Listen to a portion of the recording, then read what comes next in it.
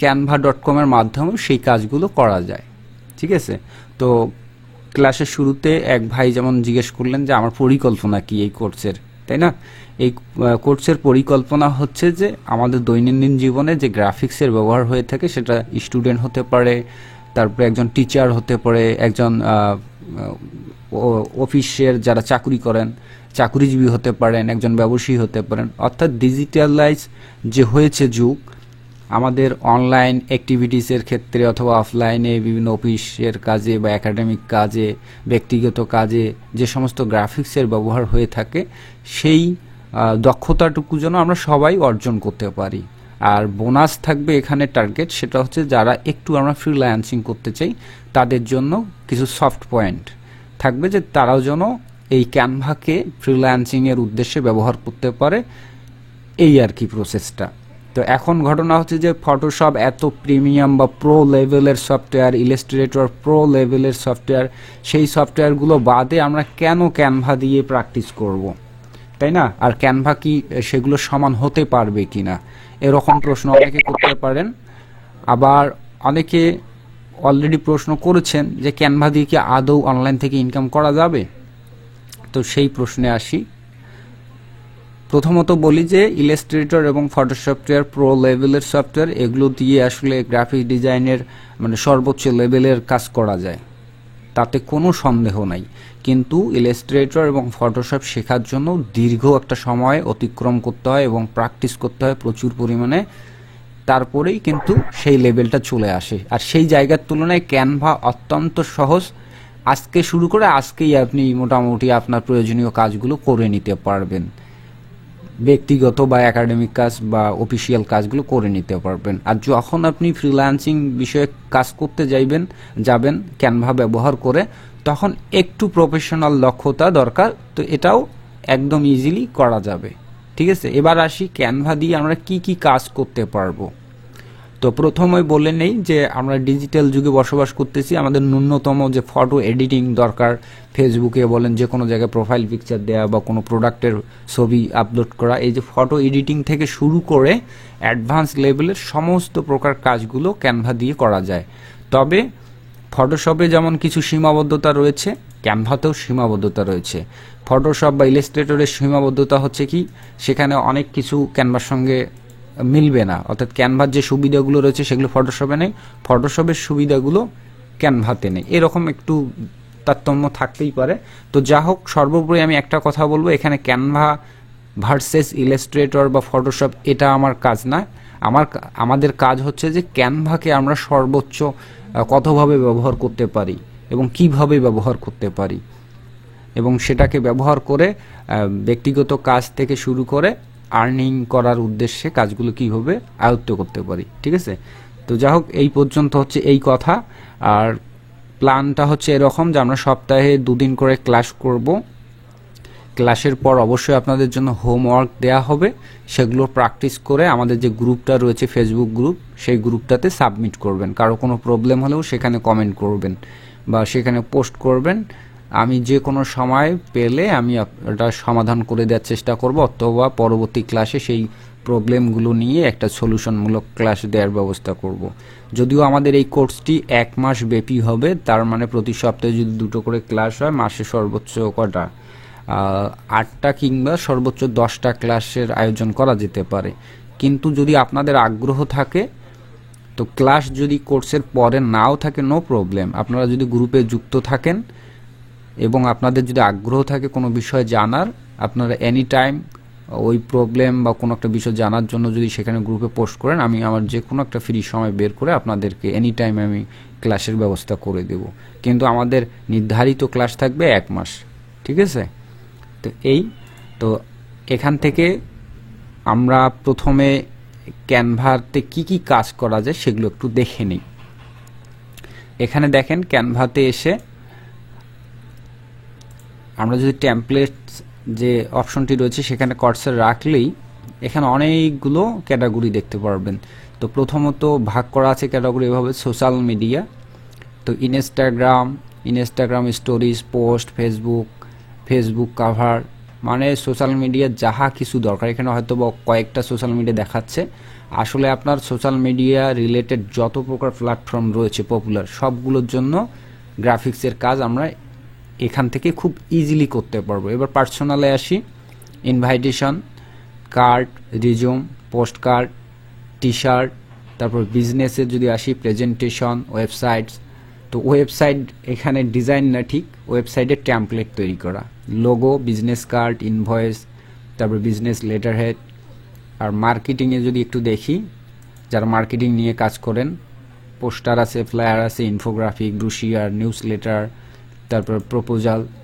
তারপর এডুকেশন, যাদের একাডেমিক পড়াশোনা হয় তাদের জন্য স্পেশাল একটা ক্যাটাগরি রয়েছে education, classroom kit, lesson plan, worksheet, certificates, bookmarks, class schedule. এখানে এডুকেশনের আওতায় শুধু ছাত্রছাত্রীদের জন্য না, যারা এডুকেশনাল ইনস্টিটিউট ম্যানেজমেন্ট করেন, টিচার হতে পারেন অথবা অফিস ক্লার্ক বা অন্য কিছু, তারাও কিন্তু এখান থেকে যেমন সার্টিফিকেট তৈরি করা, হ্যাঁ, তারপর ওয়ার্কশিট তৈরি করা, ক্লাস শিডিউল তৈরি করা ইজিলি। তারপর ক্যানভাতে এবার আসি ট্রেডিং। এটা সকলের জন্যই। ক্যানভাতে প্রিন্ট করার জন্য প্রিন্ট কোয়ালিটি বা এখানে অপশনই রয়েছে যে কেউ চাইলে এখান থেকে যে কোনো প্রিন্ট করে নিতে পারেন। ক্যানভা প্রিন্ট করে আপনাদের বাসায় পৌঁছায় দিবে যদি আপনি পেইড করেন সেক্ষেত্রে। তারপরে সবচাইতে স্পেশাল যে ক্যাটাগরি ক্যানভার, সেটা হচ্ছে ভিডিও এডিটিং করা যায়, ইউটিউবের জন্য ইন্ট্রো তৈরি করা যায়, ফটো দিয়ে বুক তৈরি করা যায়। তো যাই হোক, অনেকগুলো ক্যাটাগরি আছে, সবগুলো ক্যাটাগরি দিয়েই কাজ মানে ইজিলি করা যাবে, কারণ এখানে কোনো কিছু আপনাকে ডিজাইন নাও করতে হবে। দেখা যাচ্ছে যে এগুলো সবগুলোতে রেডিমেড করাই আছে, জাস্ট খালি আপনারা কাস্টমাইজ করবেন আর নিজের নামে ব্যবহার করবেন, ঠিক আছে। তো যদিও এগুলো টেমপ্লেট আকারে রয়েছে, তারপরে এগুলো যাতে আপনারা কাস্টমাইজ সুন্দরভাবে করতে পারেন এবং একদম একটা ব্ল্যাঙ্ক পেজ নিয়ে সেটাকে কিভাবে ডিজাইন করতে পারেন এবং ক্যানভা সফটওয়্যারটাকে আরও সুন্দরভাবে কিভাবে নিয়ন্ত্রণ করতে পারেন, আয়ত্ত করতে পারেন, এর যাবতীয় বিষয়গুলো আমি দেখাবো ধারাবাহিকভাবে, ঠিক আছে। তো এখানে এখন ফ্রিল্যান্সিং যারা করতে চান তাদের সম্ভাবনাটা কোথায় কোথায় আমি দেখাচ্ছি। যে সোশ্যাল মিডিয়া ম্যানেজমেন্ট এবং মার্কেটিংয়ের যারা কাজ করতে চান তাদের জন্য গুরুত্বপূর্ণ এই ক্যাটাগরিটা। এই ক্যাটাগরির কাজগুলোতে যদি শিখতে পারেন বা আয়ত্ত করতে পারেন, যে অনলাইনে সোশ্যাল মিডিয়া ম্যানেজমেন্ট এবং মার্কেটিং রিলেটেড কাজগুলো অত্যন্ত সহজভাবে করতে পারবেন ক্লায়েন্ট বেস। এবং যারা ফটোশপ বা ইলাস্ট্রেটর ব্যবহার করে এই কাজগুলো করেন তাদের চাইতেও আপনি অনেক গুণ বেশি পরিমাণে ক্লায়েন্ট সন্তুষ্ট করতে পারবেন, ঠিক আছে, এবং খুব দ্রুত সময়ে কাজগুলো করতে পারবেন। এটা একটা ভালো দিক। এবং যাদের প্রিন্টিং কোম্পানি রয়েছে বা দোকান রয়েছে তাদের জন্য যে টেমপ্লেটগুলো রয়েছে, যেমন বিজনেস কার্ড, তারপর নিউজ লেটার, বিশেষ করে যারা চাকরি প্রার্থী তারা এই যে রিজুম রয়েছে, অনেক সুন্দর সুন্দর রিজুম রয়েছে, এগুলো খুব ইজিলি কাস্টমাইজ করে নিজেদের একাডেমিক কাজে বা জবের ক্ষেত্রে ব্যবহার করা যাবে। আর যারা অনলাইন থেকে ইনকাম করতে চান তারাও কিন্তু এই যে কার্ড, নর্মাল কার্ড বা রিজুম, বিজনেস কার্ড, কোথায় গেল বিজনেস কার্ড, এই যে বিজনেস কার্ড, এগুলোকেও কাস্টমাইজেশন শিখে ক্লায়েন্টের জন্য সরাসরি ব্যবহার করতে পারবেন। কোনো কপিরাইট ঝামেলা হবে না এবং ডিজাইনের দিক থেকেও কোনো খারাপ হবে না, মানে একবার প্রো কোয়ালিটিতে ডিজাইন এখান থেকে আউটপুট করা সম্ভব। আরও অনেক কিছু রয়েছে। আবার এই পাশে যারা সোশ্যাল মিডিয়া মার্কেটিং ম্যানেজমেন্টের কাজ করেন তাদের জন্য যে ভিডিও খুব সহজে, আমরা জানি যে ভিডিও এডিটিং করার জন্য যে সফটওয়্যারগুলো রয়েছে সেগুলো অত্যন্ত মানে ভারী সফটওয়্যার, অনেক সময় কম্পিউটারে ইনস্টল করতেও সমস্যা হয়। আবার ইনস্টল করলেন তো সেখানে আবার এডিট করা, সেটার থেকে রেন্ডার করা, আবার ভিডিও এডিটিং শেখা, এটাও একটা অনেকটা কঠিন পর্যায়ে পড়ে। তো সেই ক্ষেত্রে ক্যানভাতে খুব ইজিলি ভিডিও এখানে এডিট করা যাবে, টেক্সট, অ্যানিমেশন অথবা যে কোনো ভিডিও ফুটেজের সঙ্গে আবার ইমেজের যুক্তকরণ এভাবে তৈরি করা যাবে। আবার চাইলে সরাসরি ক্যানভা দিয়ে অ্যানিমেশন, শর্ট অ্যানিমেশন বা শর্ট অ্যাড তৈরি করা যাবে। তো আমি ধারাবাহিকভাবে দেখাবো খুব ইজিলি, মানে চাপ নেওয়ার কোনো দরকার নেই, শুধু আমাকে সময় দিবেন, মানে ব্যতিব্যস্ত না হয়ে যে আমি যে প্রসেসে নিয়ে যাওয়ার চেষ্টা করি অবশ্যই আমার অভিজ্ঞতা থেকে সেইভাবেই চেষ্টা করব যাতে আপনাদের বুঝতে কষ্ট না হয়, ঠিক আছে। তো ওকে, তো মোটামুটি আমি কিছুটা মানে পরিচিতি করানোর চেষ্টা করলাম যে আসলে ক্যানভা দিয়ে কী কী করা পসিবল। আর আপনাদেরকে আরও মানে মানে স্ট্রংলি আত্মস্থ বা আশ্বস্ত করার জন্য যে কথাটি বলবো যে আমি নিজেই এই ক্যানভাকে ব্যবহার করে ক্লায়েন্ট সার্ভিস দেই এবং সেই সঙ্গে আমার পার্সোনাল কাজে ব্যবহার করি। আপনারা হয়তো বা খেয়াল করবেন যে আমার ইউটিউবে যে ভিডিও থাম্বনেইলগুলো তৈরি করা বা আমার সোশ্যাল মিডিয়াতে বিভিন্ন ধরনের পোস্ট মাঝে মাঝে দেখেন, সবগুলো ক্যানভা দিয়েই তৈরি করা। তো আশা করি সেই ডিজাইনগুলো দেখেও অন্তত ন্যূনতম ধারণা পেতে পারেন যে আসলে ক্যানভা দিয়ে প্রফেশনাল মানের কাজ করা যেতে পারে। এখন যদি কেউ না পারেন সেটা হয়তো তার ব্যর্থতা, তার হয়তো বা প্র্যাকটিসের অভাব, এতটুকু। ঠিক আছে? তো এখন অনেকে প্রশ্ন করতে পারেন আমি কি ইলাস্ট্রেটর বা ফটোশপ পারি কিনা। তো সেই ক্ষেত্রে বলি যে আমি দীর্ঘ 10 থেকে 12 বছর ধরে ইলাস্ট্রেটর, ফটোশপ, আরও যেগুলো প্রো ভার্সনের যেগুলো সফটওয়্যার, যেমন আফটার ইফেক্ট, প্রিমিয়ার প্রো, তারপর ফিল্মোরা, ক্যামথাসিয়া, যত হাই লেভেলেরই সফটওয়্যার আছে না কেন সবগুলো সম্পর্কে মোটামুটি আমার অভিজ্ঞতা রয়েছে এবং ওগুলো ব্যবহার করে কিন্তু ক্লায়েন্ট সার্ভিস দিয়েছি। কিন্তু দেওয়ার পরেও আমার কোথাও যেন মানে একটা মানে অস্বস্তি ছিল। তো সেই জায়গা থেকে আমি কিন্তু ক্যানভার সঙ্গে খুব বেশি পরিচিত না, বছর 1.5 বা 2-1 সঙ্গে মানে ব্যবহার করে অনেক আগে থেকে এটার নাম শুনেছি বা পরিচিত ছিলাম, কিন্তু ব্যবহারে অভ্যস্ত হয়েছি গত 1-1.5 বছর সময়ের মধ্যে। তাতে ক্যানভা ব্যবহার করতে গিয়ে আমি যেটা মানে সুবিধা পেয়েছি, মানে খুব দ্রুত কাজ করা এবং খুব ইজিলি কাজ করা এবং প্রো কোয়ালিটিতে কাজ করা, এই যে সুবিধাটা পেয়েছি এই কারণেই মূলত সবাইকে ফ্রিতে শেখানোর উদ্যোগ নেয়া। এবং প্রথমে তো আপনাদেরকে ছড়ি বলেছি যে রেজিস্ট্রেশন ফি বাবদ 200 টাকা করে নিয়েছি। তো এটা নেওয়ার মোটেই উদ্দেশ্য ছিল না, ছিল যে যাতে সবাই ফ্রিতে শিখতে পারে। তো যা হোক, সেই অভিজ্ঞতা থেকেই আমি এখন আপনাদেরকে একবারে ক্যানভার পরিচিতিকরণে একবারে সরাসরি সফটওয়্যারের সঙ্গে আমরা এখন পরিচয় লাভ করব। তো এখানে সব কিছু রেডি থাকবে যেহেতু, তো নতুন হিসাবে রেডিমেড সব কিছুতে যাওয়ার দরকার নাই, আমি যে ধাপে ধাপে নিয়ে যাওয়ার চেষ্টা করি সেভাবে যাবেন।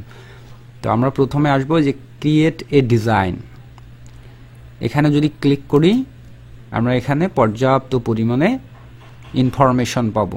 খেয়াল করেন আমরা যখন ফটোশপে কোনো কাজ করি, আমরা মনে করেন একটা ইউটিউব থাম্বনেইল ডিজাইন করব, তার জন্য আমাদেরকে কি থাম্বনেইলের সাইজটা মুখস্থ রাখা লাগে, অথবা ফটোশপ থেকে একটা টেমপ্লেট খুঁজে বের করতে হয় যে কোনটা ইউটিউবের জন্য ভিডিও থাম্বনেইল।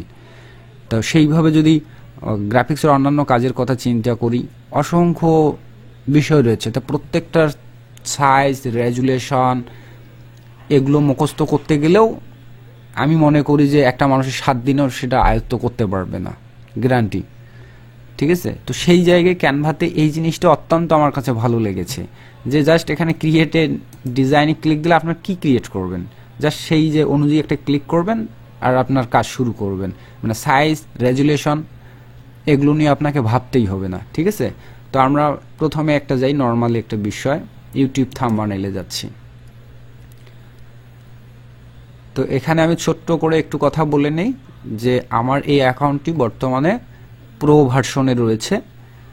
তো ফ্রি ভার্সনে অনেক কাজই করা যাবে, আবার অনেক ক্ষেত্রে কিছু কিছু মানে বাধ্যবাধকতা রয়েছে বা সীমাবদ্ধতা রয়েছে। তো প্রো ভার্সনটি আপাতত ক্যানভা সবাইকে ব্যবহার করার সুযোগ দিচ্ছেন। তো তার সেই ক্যানভা প্রো এখন কিভাবে পাওয়া যাবে তার প্রসেসটা আমি অনেকদিন আগেই আমার ইউটিউব চ্যানেলে দিয়েছি এবং আপনাদেরকে এই ক্লাসের যে চ্যাট বক্সে সেখানেও আমার ভিডিওটি দিয়েছি। আপনারা সবাই আবার দেখবেন ভিডিওটা, যাদের যাদের প্রো অ্যাকাউন্ট নেই, দেখার পর চেষ্টা করবেন, একবার না হবে 2বার চেষ্টা করবেন। তারপরেও যদি না হয় তাহলে অবশ্যই আমাকে জানাবেন, আমি চেষ্টা করব আপনাকে একটি প্রো অ্যাকাউন্ট খুলে দেওয়ার, অথবা প্রয়োজনে আমি আপনাকে অ্যাকাউন্ট খুলে আপনাকে পাসওয়ার্ড বা ইউজার আইডি দিয়ে দেব। এখন অনেকে প্রশ্ন করতে পারেন যে এইভাবে প্রো অ্যাকাউন্ট খুলে এই প্রো অ্যাকাউন্টটি কতদিন পর্যন্ত ব্যবহার করতে পারবেন। তো ক্যানভার সর্বশেষ নোটিশ অনুযায়ী তারা ঘোষণা করেছে যে 45 দিন পর্যন্ত এই প্রো অ্যাকাউন্ট ব্যবহার করা যাবে। তো 45 দিন কিন্তু বিশাল। আর আমি যে প্রসেসটি দেখিয়েছি সেখানে কোনো পার্সোনাল জিমেইল ব্যবহার করতে হচ্ছে না, টেম্পোরারি মেইল ব্যবহার করে খোলা যাচ্ছে। তার মানে টেম্পোরারি মেইল তো আমরা আনলিমিটেড খুলতে পারি, তাই না? তো 45 দিন শেষ হয়ে গেলে আর একটা টেম্পোরারি মেইল খুলে আবারও আর একটা ট্রাই করব, এভাবে যতদিন ব্যবহার করা যায়। ঠিক আছে? আর যখন কেউ প্রফেশনাল ফ্রিল্যান্সারের কাজ করবেন, ক্লায়েন্টের থেকে আর্নিং করতেছেন মাসে $300-400, তখন কিন্তু আপনার এরকম করে অ্যাকাউন্ট খোলারও দরকার নেই। তো একটা প্রো অ্যাকাউন্ট কিনতে কিন্তু আপনার খুব সমস্যা হবে না। ইনকাম যখন থাকবে খরচ করতে কিন্তু কষ্ট নেই, তাই না? তো যা হোক, কথা শেষ এখানে। আমরা এভাবে নিলাম একটা ইউটিউব থাম্বনেইলের জন্য অটোমেটিকলি কতটুকু এরিয়া দরকার সেটা ক্যানভা অটোমেটিকলি দিয়ে দিবে। তো এটা একবারে ব্ল্যাঙ্ক পেজ। তো ব্ল্যাঙ্ক পেজ নিয়ে আমরা কাজ শুরু করব। তো এটা তো একবারে একটু অ্যাডভান্স চলে গেল, আমি আরও বেসিকে যাব। তো শুধু এখানে ইন্টারফেসটা শুধু বোঝাই। তো এটা ব্ল্যাঙ্ক, এখানে সাদা কালার রয়েছে। আমরা চাইলে এই ব্যাকগ্রাউন্ড কালারটা পরিবর্তন করতে পারি। কিভাবে? এখানে দেখেন ক্লিক করলাম, করলে এখানে দেখেন কালারের স্যাম্পলগুলো রয়েছে। এখানে অনেকগুলো স্যাম্পল কালার রয়েছে, আবার এখানে আনলিমিটেড কালার রয়েছে। যে কোনো কালারে আমরা পরিবর্তন করতে পারবো। তো এটা ব্যাকগ্রাউন্ড কালার আমি ব্ল্যাক করে দিলাম এই কারণে, কারণ এখানে ইন্টারফেসটা বোঝানোর জন্য ব্ল্যাক কালার দিচ্ছি। আমি একটু নর্মালি যে কোনো একটা কন্টেন্ট নেই। এখানে এলিমেন্টসে যখন ক্লিক দেবো, এই পাশে বাম পাশে দেখবেন সাইড বারে টুলস রয়েছে, পর্যাপ্ত পরিমাণে টুলস। তো টুলসে কি কি আছে সেটা সম্পর্কে একটু প্রথম থেকে ধারণা দেওয়ার ট্রাই করি, একটু মনোযোগ দিয়ে শোনেন। প্রথমে যে টুলসটা রয়েছে সেটা টেমপ্লেট। যখন আমি ইউটিউব থাম্বনেইল নিয়ে এসেছি তখন অটোমেটিকলি ইউটিউব থাম্বনেইলের জন্য অনেকগুলো টেমপ্লেট দেওয়া রয়েছে। এগুলো কিন্তু সবগুলো ইউটিউব থাম্বনেইলের জন্য। তো এখন অনেক সময় অনেকের এই ঘটনাটা ঘটতে পারে যে আপনি এখানে আসলেন ক্রিয়েট ইউটিউব থাম্বনেইল, আসার পর এখানে টেমপ্লেটে এসে টি শার্ট ডিজাইনের আপনি টেমপ্লেট খুঁজতেছেন, তাহলে কিন্তু হবে না। হ্যাঁ, তাহলে আপনাকে এখান থেকে আসতে হবে, টি শার্টের উইন্ডো নিয়ে যাইতে হবে, ক্যানভাস নিয়ে যাইতে হবে। তখন কিন্তু আপনি টি শার্টেরই টেমপ্লেটগুলো পাবেন। ঠিক আছে? তো এখানে সবগুলো ইউটিউবের জন্য থাম্বনেইল তো বা থাম্বনেইলের জন্য টেমপ্লেট রয়েছে। তা মনে করেন আমি যে এখান থেকে কোনো একটা যদি নেই, জাস্ট টেমপ্লেট, জাস্ট একটা ক্লিক করলাম, এখানে চলে আসলো, চলে আসলো। দেন এগুলো সবগুলো এডিটেবল। আমি যে কোনো একটি কন্টেন্টের উপর ক্লিক করে এগুলো কাস্টমাইজ করতে পারবো। ঠিক আছে? তো চাইলে একাধিক পেজ একই সঙ্গে নিতে পারবেন। যে নিচে লেখা আছে অ্যাড পেজ, ঠিক আছে? যে অ্যাড পেজ ক্লিক করলে নতুন আরেকটা ব্ল্যাঙ্ক তৈরি হয়ে গেলো। আমি চাচ্ছি যে আরেকটা নেব এভাবে। তো একাধিক টেমপ্লেট নেওয়া যাবে একই সঙ্গে। তো একই সঙ্গে আপনি এক বা একাধিক টেমপ্লেট ডিজাইন করে আবার একই সঙ্গে জাস্ট বের করতে পারবেন, এক্সপোর্ট করতে পারবেন। তো ওকে, আমি আবারও এদিকে আসতেছি। এই হচ্ছে টেমপ্লেট। এবার আসবো এলিমেন্টস। এবার এলিমেন্টে যদি আসি, এগুলো ডিলিট করে দিচ্ছি আপাতত।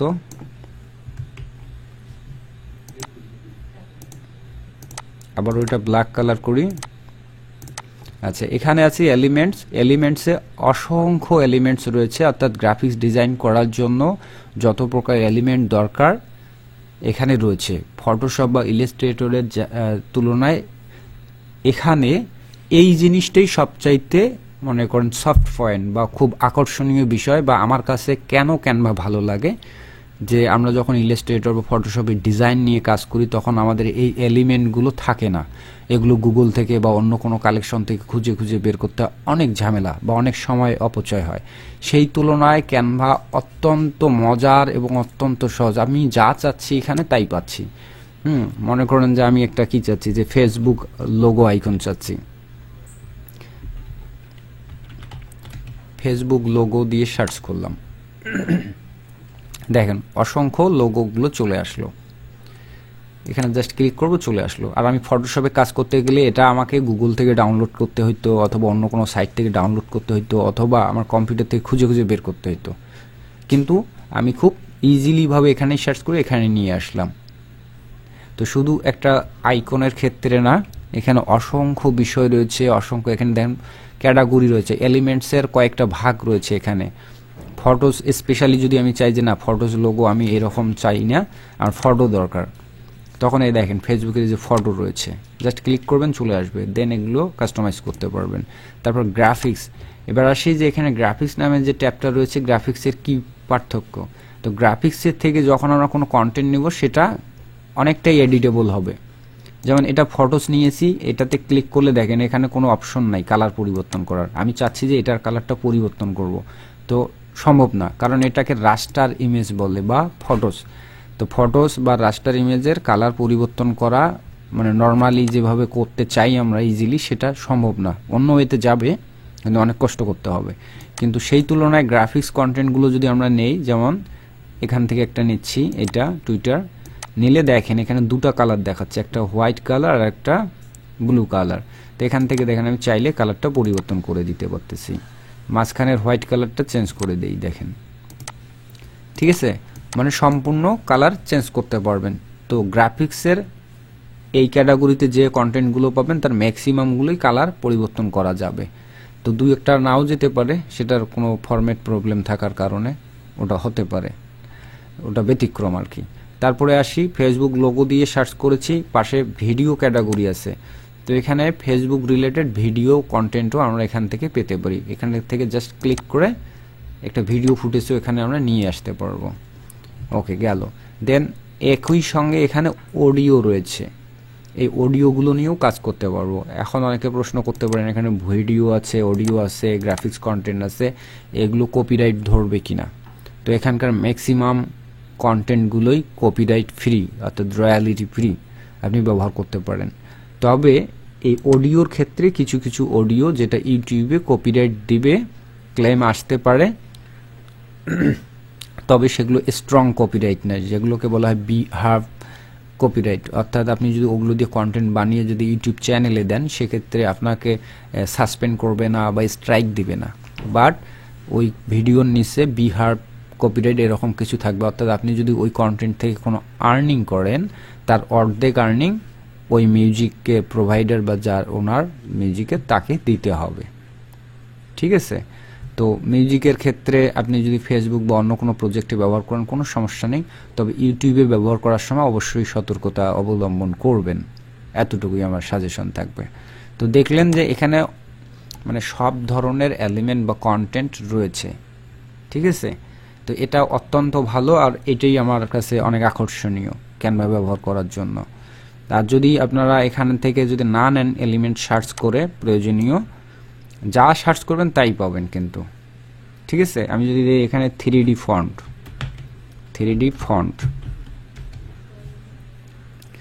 আচ্ছা এগুলো সবগুলো সিলেক্ট করে ধরে ডিলিট করে দিলাম, ঠিক আছে। 3D ফন্ট, এই যে দেখেন 3D ফন্ট এবং অ্যানিমেটেড কন্টেন্টও রয়েছে। আচ্ছা, এখানে সার্চ করার আরেকটা ওয়ে দেখাই। নর্মালি যখন সার্চ করবেন অল সিলেক্ট করা থাকলে সব ধরনের কন্টেন্ট আসবে, ফটোস আসবে, গ্রাফিক্স কন্টেন্ট আসবে, ভিডিও আসতে পারে, অডিও আসতে পারে। কিন্তু এই জায়গায় দেখেন 3 লাইন রয়েছে, এখানে যদি আমরা ক্লিক করে আমরা এখান থেকে ফিল্টার করতে পারবো যে আমার শুধুমাত্র রেড কালারের যে কন্টেন্ট সেগুলোই যেন আসে। অ্যাপ্লাই ফিল্টার, দেখেন সবগুলো ওই কালারেরই আসলো, আর অন্য কালার সহজে আসবে না। আচ্ছা, এবার আসি আরেকটা ফিল্টার দেই। এবার কালার আমি বাদ দিয়ে যদি দিই ক্লিয়ার অল ফিল্টার দিয়ে, এবার দিচ্ছি অ্যানিমেটেড, অনলি অ্যানিমেটেড কন্টেন্টগুলো দরকার, স্ট্যাটিক কন্টেন্ট না। তো এবার দেখেন ম্যাক্সিমামগুলো অ্যানিমেটেড, এই যে হয় ভিডিও ফুটেজ অথবা অ্যানিমেটেড, ঠিক আছে।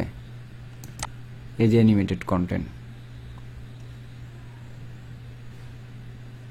তা আশা করি এখানে কিভাবে কন্টেন্ট সার্চ করতে হয় এতটুকু ধারণা রাখলেই আপনারা মোটামুটি ক্যানভাকে অনেক স্বাচ্ছন্দ্যে ব্যবহার করতে পারবেন এবং ফাস্ট ব্যবহার করতে পারবেন, এবং কাঙ্ক্ষিত যে কন্টেন্ট দরকার সেটাও আপনি বের করতে পারবেন।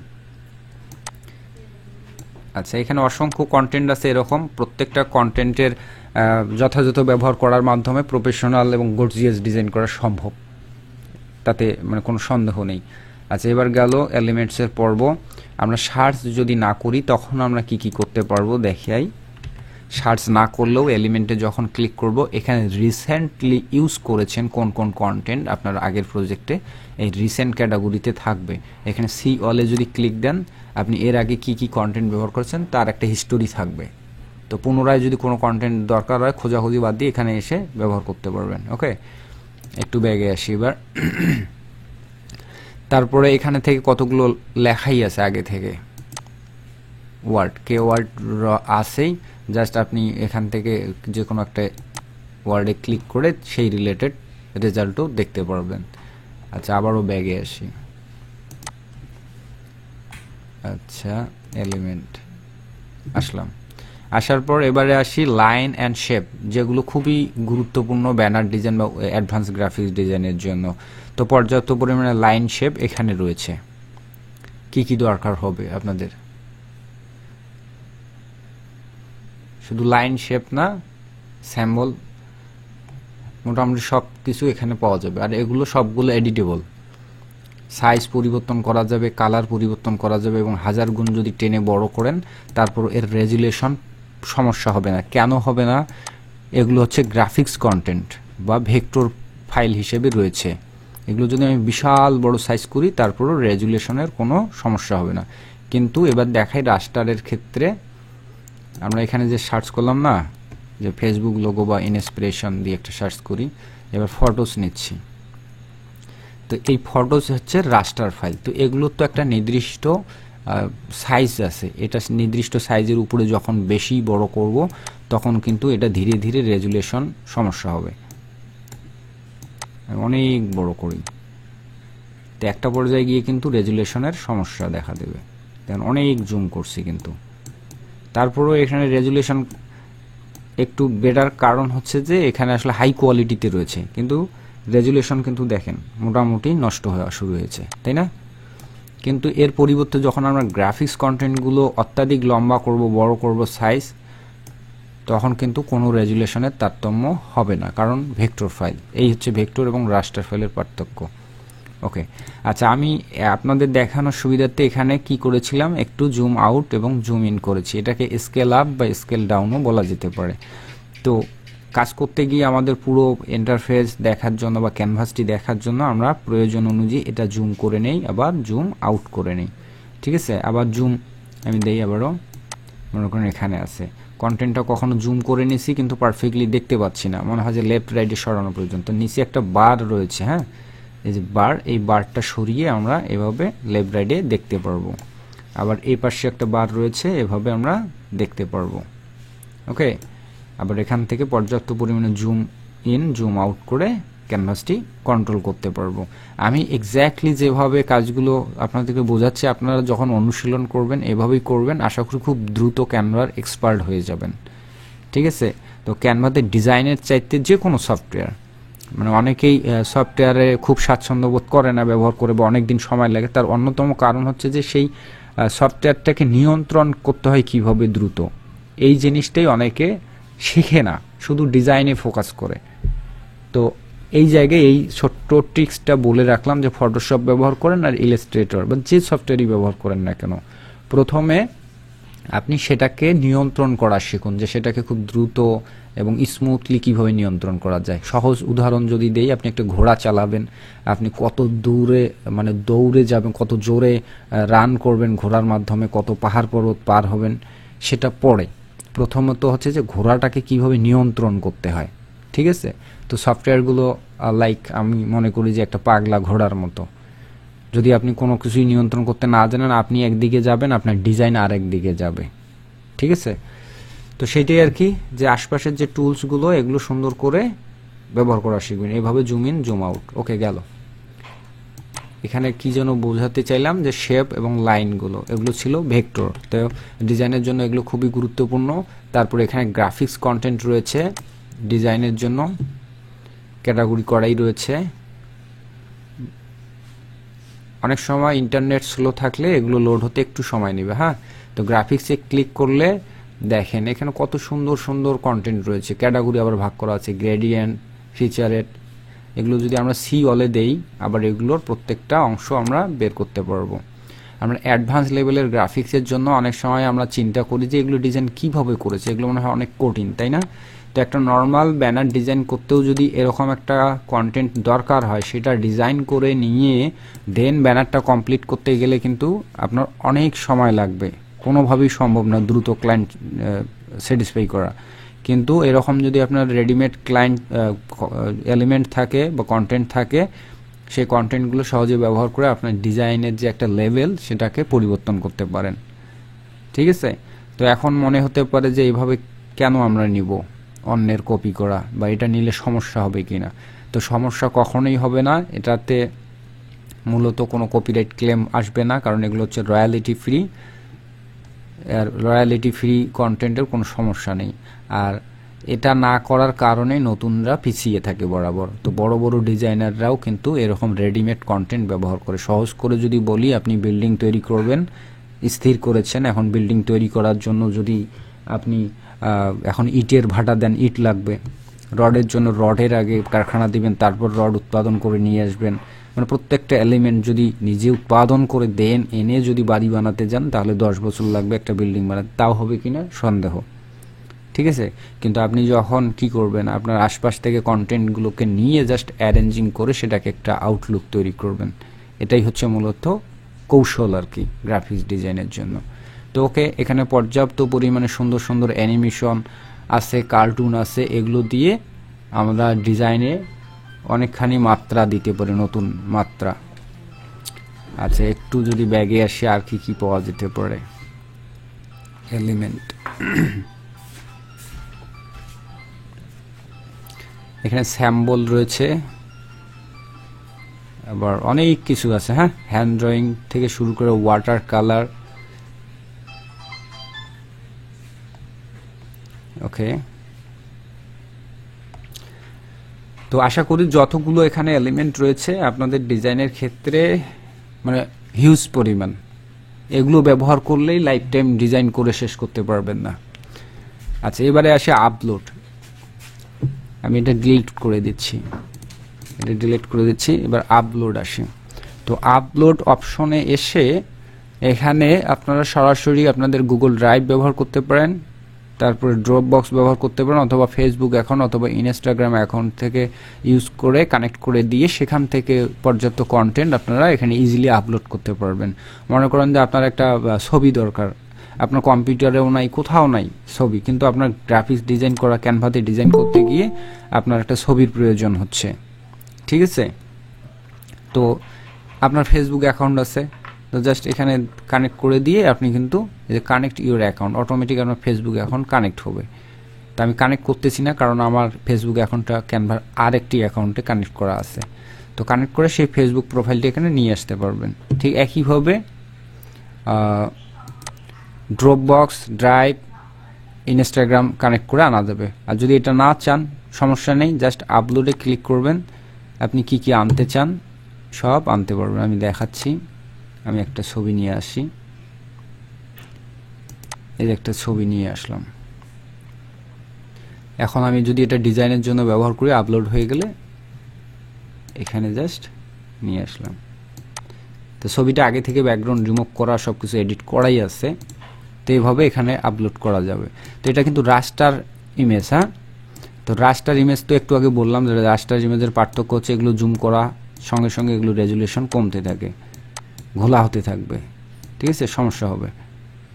তো ওকে, তো আপলোডে কি কি ফাইল আপলোড করা যাবে? Image file, video file, audio file, 3 ধরনের ফাইল আপলোড করা যাবে। তবে এখানে আরও কিছু ফাইল আপলোড করা যাবে যেটার কোনো ইনস্ট্রাকশন এখানে দেয়া নেই। তো সিক্রেটটা আমি এখানে আজকে শেয়ার করতেছি যে কি ফাইল আপলোড করা যাবে। আচ্ছা, আমরা একটা দেখি, ইলাস্ট্রেটর আমি ওপেন করি যে ভেক্টর ফাইলগুলো আমরা কিভাবে এখানে আপলোড করব। তো নর্মালি মনে করেন যে আগে ইলাস্ট্রেটরের দিক দিয়ে ওপেন হোক, আমি এপাশে দেখাচ্ছি। নর্মালি আমরা কোনো একটা ডিজাইন করতে যাচ্ছি, বিশেষ করে ক্লায়েন্ট বেস কাজ অথবা কোম্পানি বেস কাজ, এজেন্সি বেস কাজ যখন আমরা করি, তখন আমরা বরাবরে যেটা করি, ব্র্যান্ডিংয়ের জন্য বারবার একই জিনিস ব্যবহার করতে ট্রাই করি বা করতে হয়, লোগো। আচ্ছা, আমি আপলোড করতেছি এখান থেকে লোগো একটা, এখান থেকে এই যে লোগো,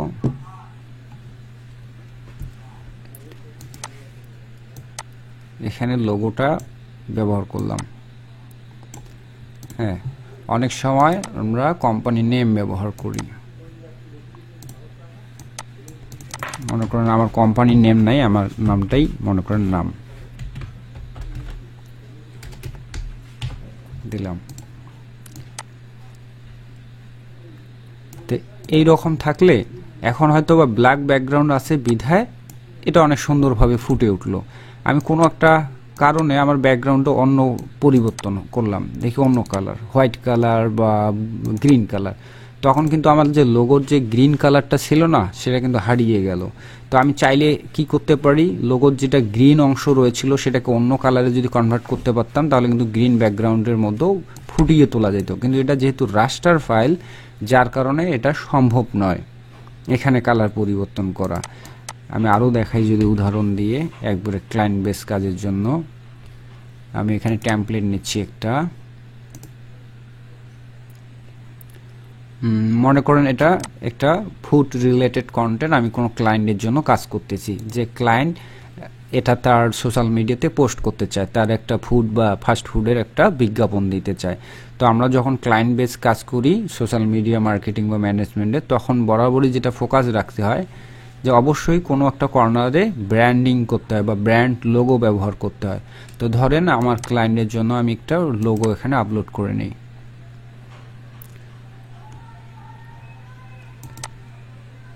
আমি ইনফরমেশনগুলো আনতেছি, সাথেই থাকুন।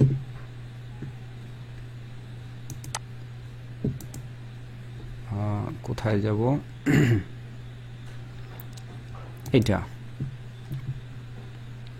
এটা মনে করেন লোগো। এখন সমস্যাটা হবে কি, অনেক সময় আমার লোগোটার কালার পরিবর্তন করতে হতে পারে, মানে কোনো একটা জায়গায় দিব, তো লোগোটার কালার পরিবর্তন করতে হতে পারে। তখন কিন্তু আমার রাস্টার ফাইল এখান থেকে কালার পরিবর্তন করা যাবে না, এটা হচ্ছে সমস্যা। কিন্তু এটা যদি রাস্টার ফাইল না করে যদি আমরা এখানে ভেক্টর ফাইল আপলোড করতাম, তাহলে কিন্তু আমার বারবার এই সমস্যাটা করতে হবে না। জাস্ট ওই ভেক্টর ফাইলটা এনি টাইম আমরা কালারটা পরিবর্তন করতে পারবো। তো আমি এখান থেকে আরেকটা লোগো দেখাই, গভ ব্র্যান্ডিং। অথবা আমরা অনেক সময় সোশ্যাল মিডিয়া হ্যান্ডেল যেটাকে বলা হয়, এখানে আমি দুটা আপলোড করি, একটা হোয়াইট কালার আর একটা হচ্ছে ডার্ক কালারের, দুটা।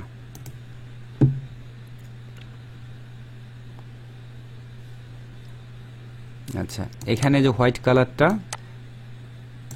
একটু ছোট করে নেই সাইজ, এই কর্নারটা, আচ্ছা এই দিকে দিই, এটার মধ্যে ক্লিপিং মার্কস হচ্ছে অটোমেটিকলি, যার কারণে এই কেস।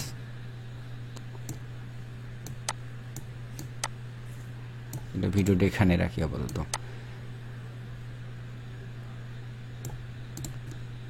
আরেকটা আছে এখানে ডার্ক কালারের।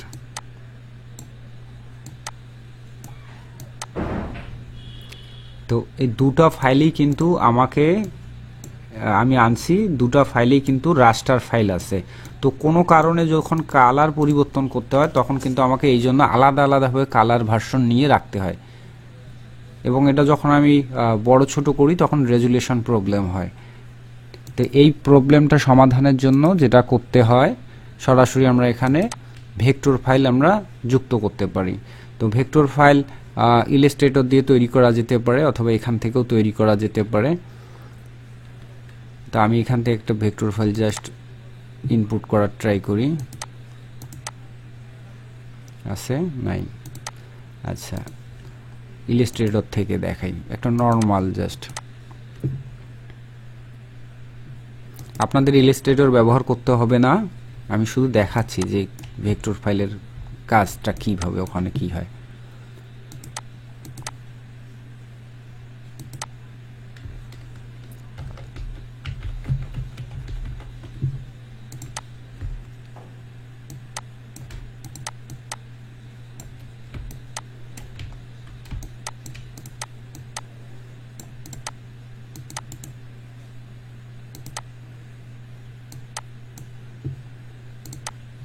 ধরেন এটাই আমার বর্তমান লোগো, অথবা উপরে রেখে দিই।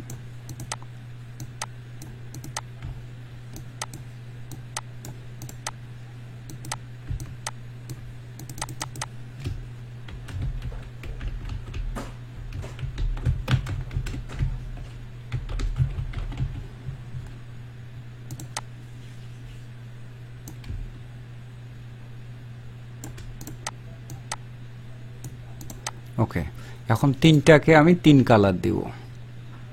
এটাকে দিচ্ছি রেড কালার, এটাকে দিচ্ছি গ্রিন কালার,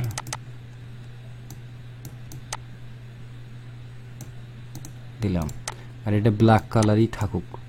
এখন আমরা এটাকে কতভাবে আউটপুট করতে পারি তাই না? আগে ক্যানভাসটা ঠিক করে নেই, আর্টবোর্ডটা, এটা সাইজ নিলাম এতটুকু। তো এটাকে তো আউটপুট অনেকভাবে করা যায়। আমরা যদি এটা নর্মালি যেটা করি আসলে আমরা কাজের জন্য, এই যে পিএনজি, ট্রান্সপারেন্ট পিএনজি ফাইল আকারে নেই, ইমেজ ফাইল আকারে, সেভ ডেস্কটপ, জাস্ট স্যাম্পল আকারে রাখতেছি। দেন আমরা কি করব, কাজের সুবিধার্থে অনেক সময় যেটা করি আর কি, এখানে জাস্ট ওই ফাইলটা আপলোড করি।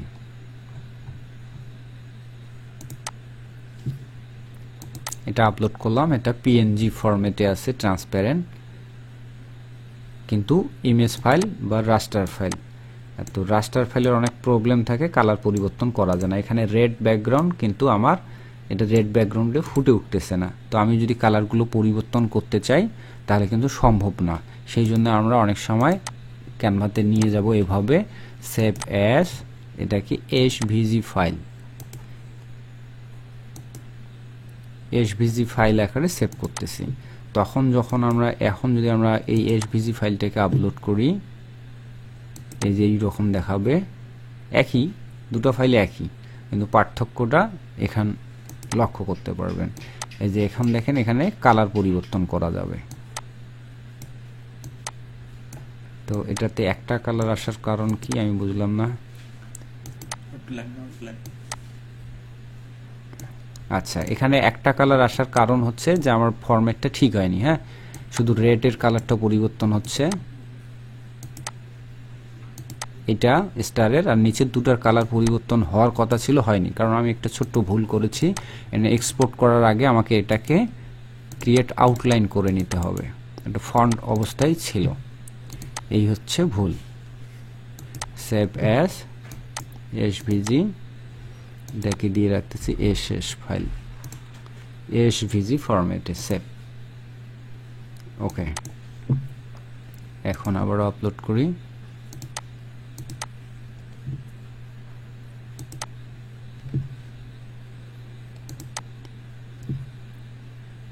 আচ্ছা, এবার দেখেন আপলোড করার সঙ্গে সঙ্গে 3টা কালার পাইলাম। ঠিক আছে, এখন আমরা প্রয়োজন অনুযায়ী কোথায় কি কালার পরিবর্তন করতে হবে আমাদের কোনো সমস্যা নেই। অর্থাৎ একটা জাস্ট এসভিজি ফাইল যদি আমরা তৈরি করে নিতে পারি, লোগো, এইরকম লোগোগুলো, তাহলে আমাদের কালার পরিবর্তনের জন্য, মানে ব্যাকগ্রাউন্ড কালার পরিবর্তন হয়ে গেল বিধায় আমাকে আর একটা ভার্সন নিয়ে আসতে হবে, এরকমটা না। জাস্ট একটা ফাইল থাকলে ওটাকে এনি টাইম এনি কালারে পরিবর্তন করা যাবে। যেমন আমি এবার এটাকে,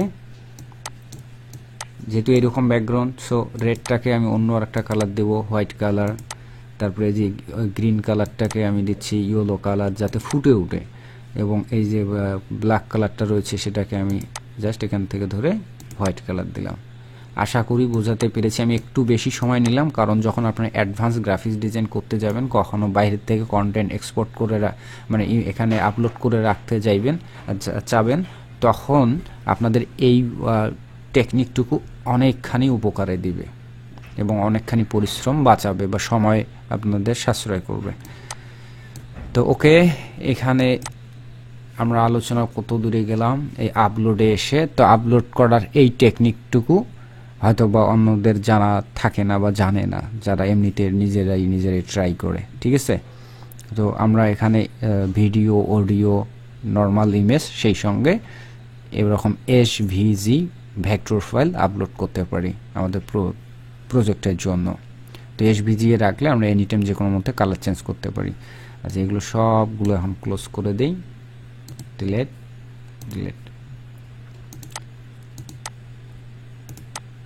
আচ্ছা, তারপরে আপলোড অপশনটা গেল। তারপর আসি টেক্সট অপশন। এখানে 3 ধরনের টেক্সট নিতে পারবেন, হেডলাইন, সাব হেডলাইন, আর হচ্ছে ডেসক্রিপশন টেক্সট। তো যখন আপনারা, এখানে একটা গুরুত্বপূর্ণ বিষয় আমি শেয়ার করি, এটাও টিপস ধরে নেন, নতুন যাদেরকে আমি শেখানোর চেষ্টা করি গ্রাফিক্স ডিজাইন কোর্স।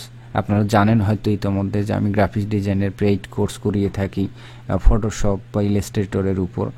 তো সেখানে আমার অভিজ্ঞতা, দীর্ঘদিন থেকে মানুষকে যেহেতু শেখাচ্ছি, সেই অভিজ্ঞতা থেকে আমি বলি যে নতুন গ্রাফিক্স ডিজাইনারদের একটাই প্রবলেম হয়, তারা বোঝে না যে কোথায় কত সাইজের লেটার ব্যবহার করতে হবে, ডেসক্রিপশন টেক্সটটুকু কোন সাইজে ব্যবহার করলে বেটার লাগবে, পারফেক্ট হবে। এই যে একটা সমস্যা থাকে হেজিটেশন, হয়তো কেউ পিচ্ছি ছোট্ট করে ব্যবহার করে হেডলাইন, যেটা আসলে বেমানান, আবার অনেক সময় অনেক বড় হেডলাইন ব্যবহার করে যেটা ডিজাইনের 12টা বাজিয়ে দেয়। ঠিক আছে।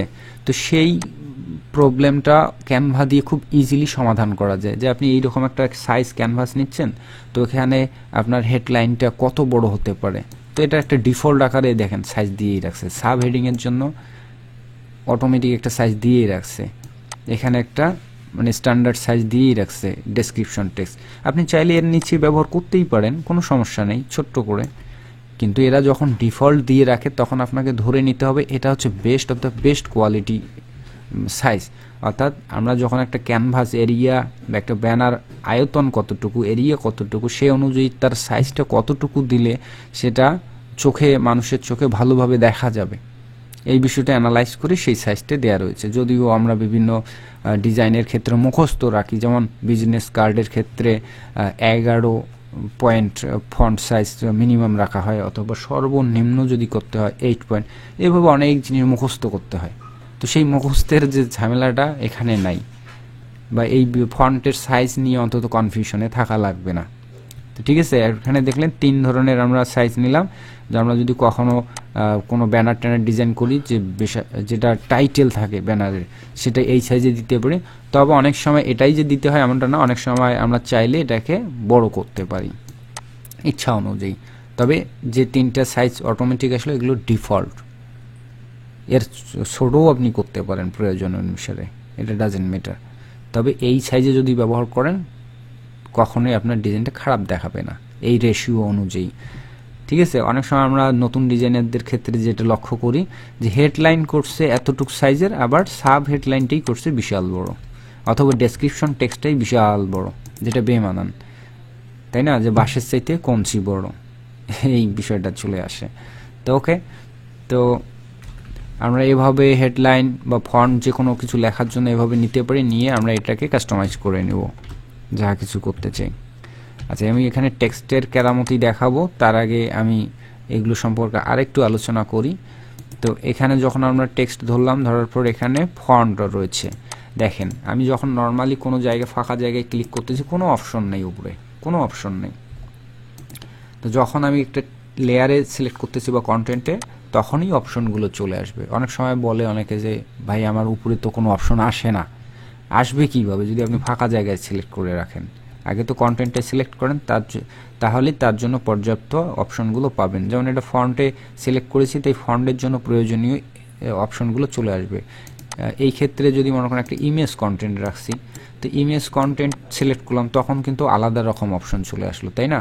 তো কন্টেন্ট অনুযায়ী কিন্তু অপশন আসবে। এবার দেখেন, এটাকে দিচ্ছি ভেক্টর কন্টেন্ট, এখানে কয়েক ধরনের কন্টেন্ট দেখাচ্ছি। এটা হচ্ছে ভেক্টর কন্টেন্ট, এটা হচ্ছে রাস্টার কন্টেন্ট, এগুলো হচ্ছে ফন্ট কন্টেন্ট বা টেক্সট কন্টেন্ট। তো এটার জন্য দেখেন অপশন কতগুলো আসলো, 3টা কালার সাথে আরও অন্যান্য অপশন। এটার জন্য এইটা অপশন, এটার জন্য এইগুলো অপশন, রাইট? তো ফন্ট যখন সিলেক্ট করব, তখন এখান থেকে ফন্টের জন্য কি কি করা যায়, ফন্টের স্টাইল বা টেক্সটের জন্য ফন্ট, এখানে বাংলা ফন্ট আছে থেকে শুরু করে অনেক স্টাইলিশ ফন্ট আছে, এবং প্রিমিয়াম কোয়ালিটির ফন্ট রয়েছে, যেটা ফটোশপে থাকে না। ফটোশপের যে ফন্টগুলো থাকে সেটা অত্যন্ত বাজে মানের এবং ডিজাইনকে 12টা বাজানোর জন্য যথেষ্ট। তা নতুন গ্রাফিক্স ডিজাইনারদের আর একটা ভুল থাকে, যে নতুন ডিজাইনারদের এই রকম ফন্ট কালেকশনে থাকে না, অথবা ফন্টগুলো কালেকশন করতেও পারে না, অথবা এই গ্যাপটা থেকে যায় যে প্রিমিয়াম কোয়ালিটির ফন্ট ব্যবহার করলে ডিজাইনটাও প্রিমিয়াম একটা লুক আসে। যদিও যেখানেই ট্রেনিং করেন না কেন, ডিজাইন করার সময় বা শেখানোর সময় অবশ্যই ট্রেনার কিন্তু এই কথাগুলো বলে যে প্রিমিয়াম কোয়ালিটির ফন্ট ব্যবহার করুন। কিন্তু প্রিমিয়াম কোয়ালিটির ফন্ট ডাউনলোড না করা বা না পাওয়া, ডাউনলোড করতে পারে না বা কালেকশনে না থাকার দরুন বিগিনার ডিজাইনাররা ফটোশপে যে ডিফল্ট ফন্ট থাকে সেগুলো দিয়েই প্র্যাকটিস করে, এর ফলে ডিজাইনটা দেখতেও খারাপ লাগে, এটাই। কিন্তু যখন ক্যানভা ব্যবহার করি তখন এখানে আনলিমিটেড প্রিমিয়াম ফন্ট রয়েছে এবং অনেক সুন্দর সুন্দর ফ্রি ভার্সনেও অনেক সুন্দর সুন্দর ফন্ট থাকে, যেটার দ্বারা খুব ইজিলি ডিজাইনকে অনেকটা আলাদা একটা লেভেল বা মাত্রা দেয়া যায়। ওকে গেল। তো ঠিক এভাবে এই কর্নারগুলো ধরেন যদি, তাহলে দ্রুত এভাবে ফন্ট ইচ্ছা অনুযায়ী বড় করতে পারবেন, ঠিক আছে। আর ফন্টের কালার চেঞ্জ করবেন, এখানে আনলিমিটেড কালার আছে। এ মানে কালার, যেটা মাইক্রোসফট অফিস ওয়ার্ডে কাজ করে অভ্যস্ত আপনারা, সেই স্টাইলিং বাকিগুলো চেঞ্জ করতে পারবেন এখান থেকে। এভাবে চেঞ্জ করা যাবে। আচ্ছা, এখানে যে বোল্ড মাইক্রোসফট অফিস ওয়ার্ডের মতো সাইজ এখানে রয়েছে, এভাবে ধরে ধরে পয়েন্ট পয়েন্ট বা পিক্সেল ওয়াইজ সাইজ বাড়াতে পারবেন, অথবা লিখে দিয়ে বাড়াতে পারবেন। দরকার আমার কত 85 দিয়ে এন্টার। আর ঝটপট যদি কাজ করতে চান এইভাবে টেনে বাড়াতে পারবেন। ওকে, অনেক সময় আমি দেখেন এখানে বড় হাতের কে লিখলাম, ছোট হাতের এ লিখলাম, NAY, তাই না? অনেক সময় আমার সবগুলো লেটার আবার বড় হাতের দরকার, তা আমি কি পুনরায় মুছে দিয়ে লিখবো, বড় করব না? এখানে অপশন রয়েছে কোথায়, এই 3 ডটে ক্লিক দিলে এখানে যদি আমি ক্লিক করি তাহলে এগুলো সবগুলোই বড় হবে, ক্যাপিটালাইজ হবে, ঠিক আছে? ক্যাপিটালাইজ বা আপার কেস বলা হয়। আচ্ছা, এবারে যদি আমরা একটু আসি এই পাশে, এখানে একটু যদি ক্লিক করি তাহলে এখানে অনেক প্রিসেট আছে স্টাইল, এভাবে ফন্টের স্টাইলগুলো চেঞ্জ করা যাবে।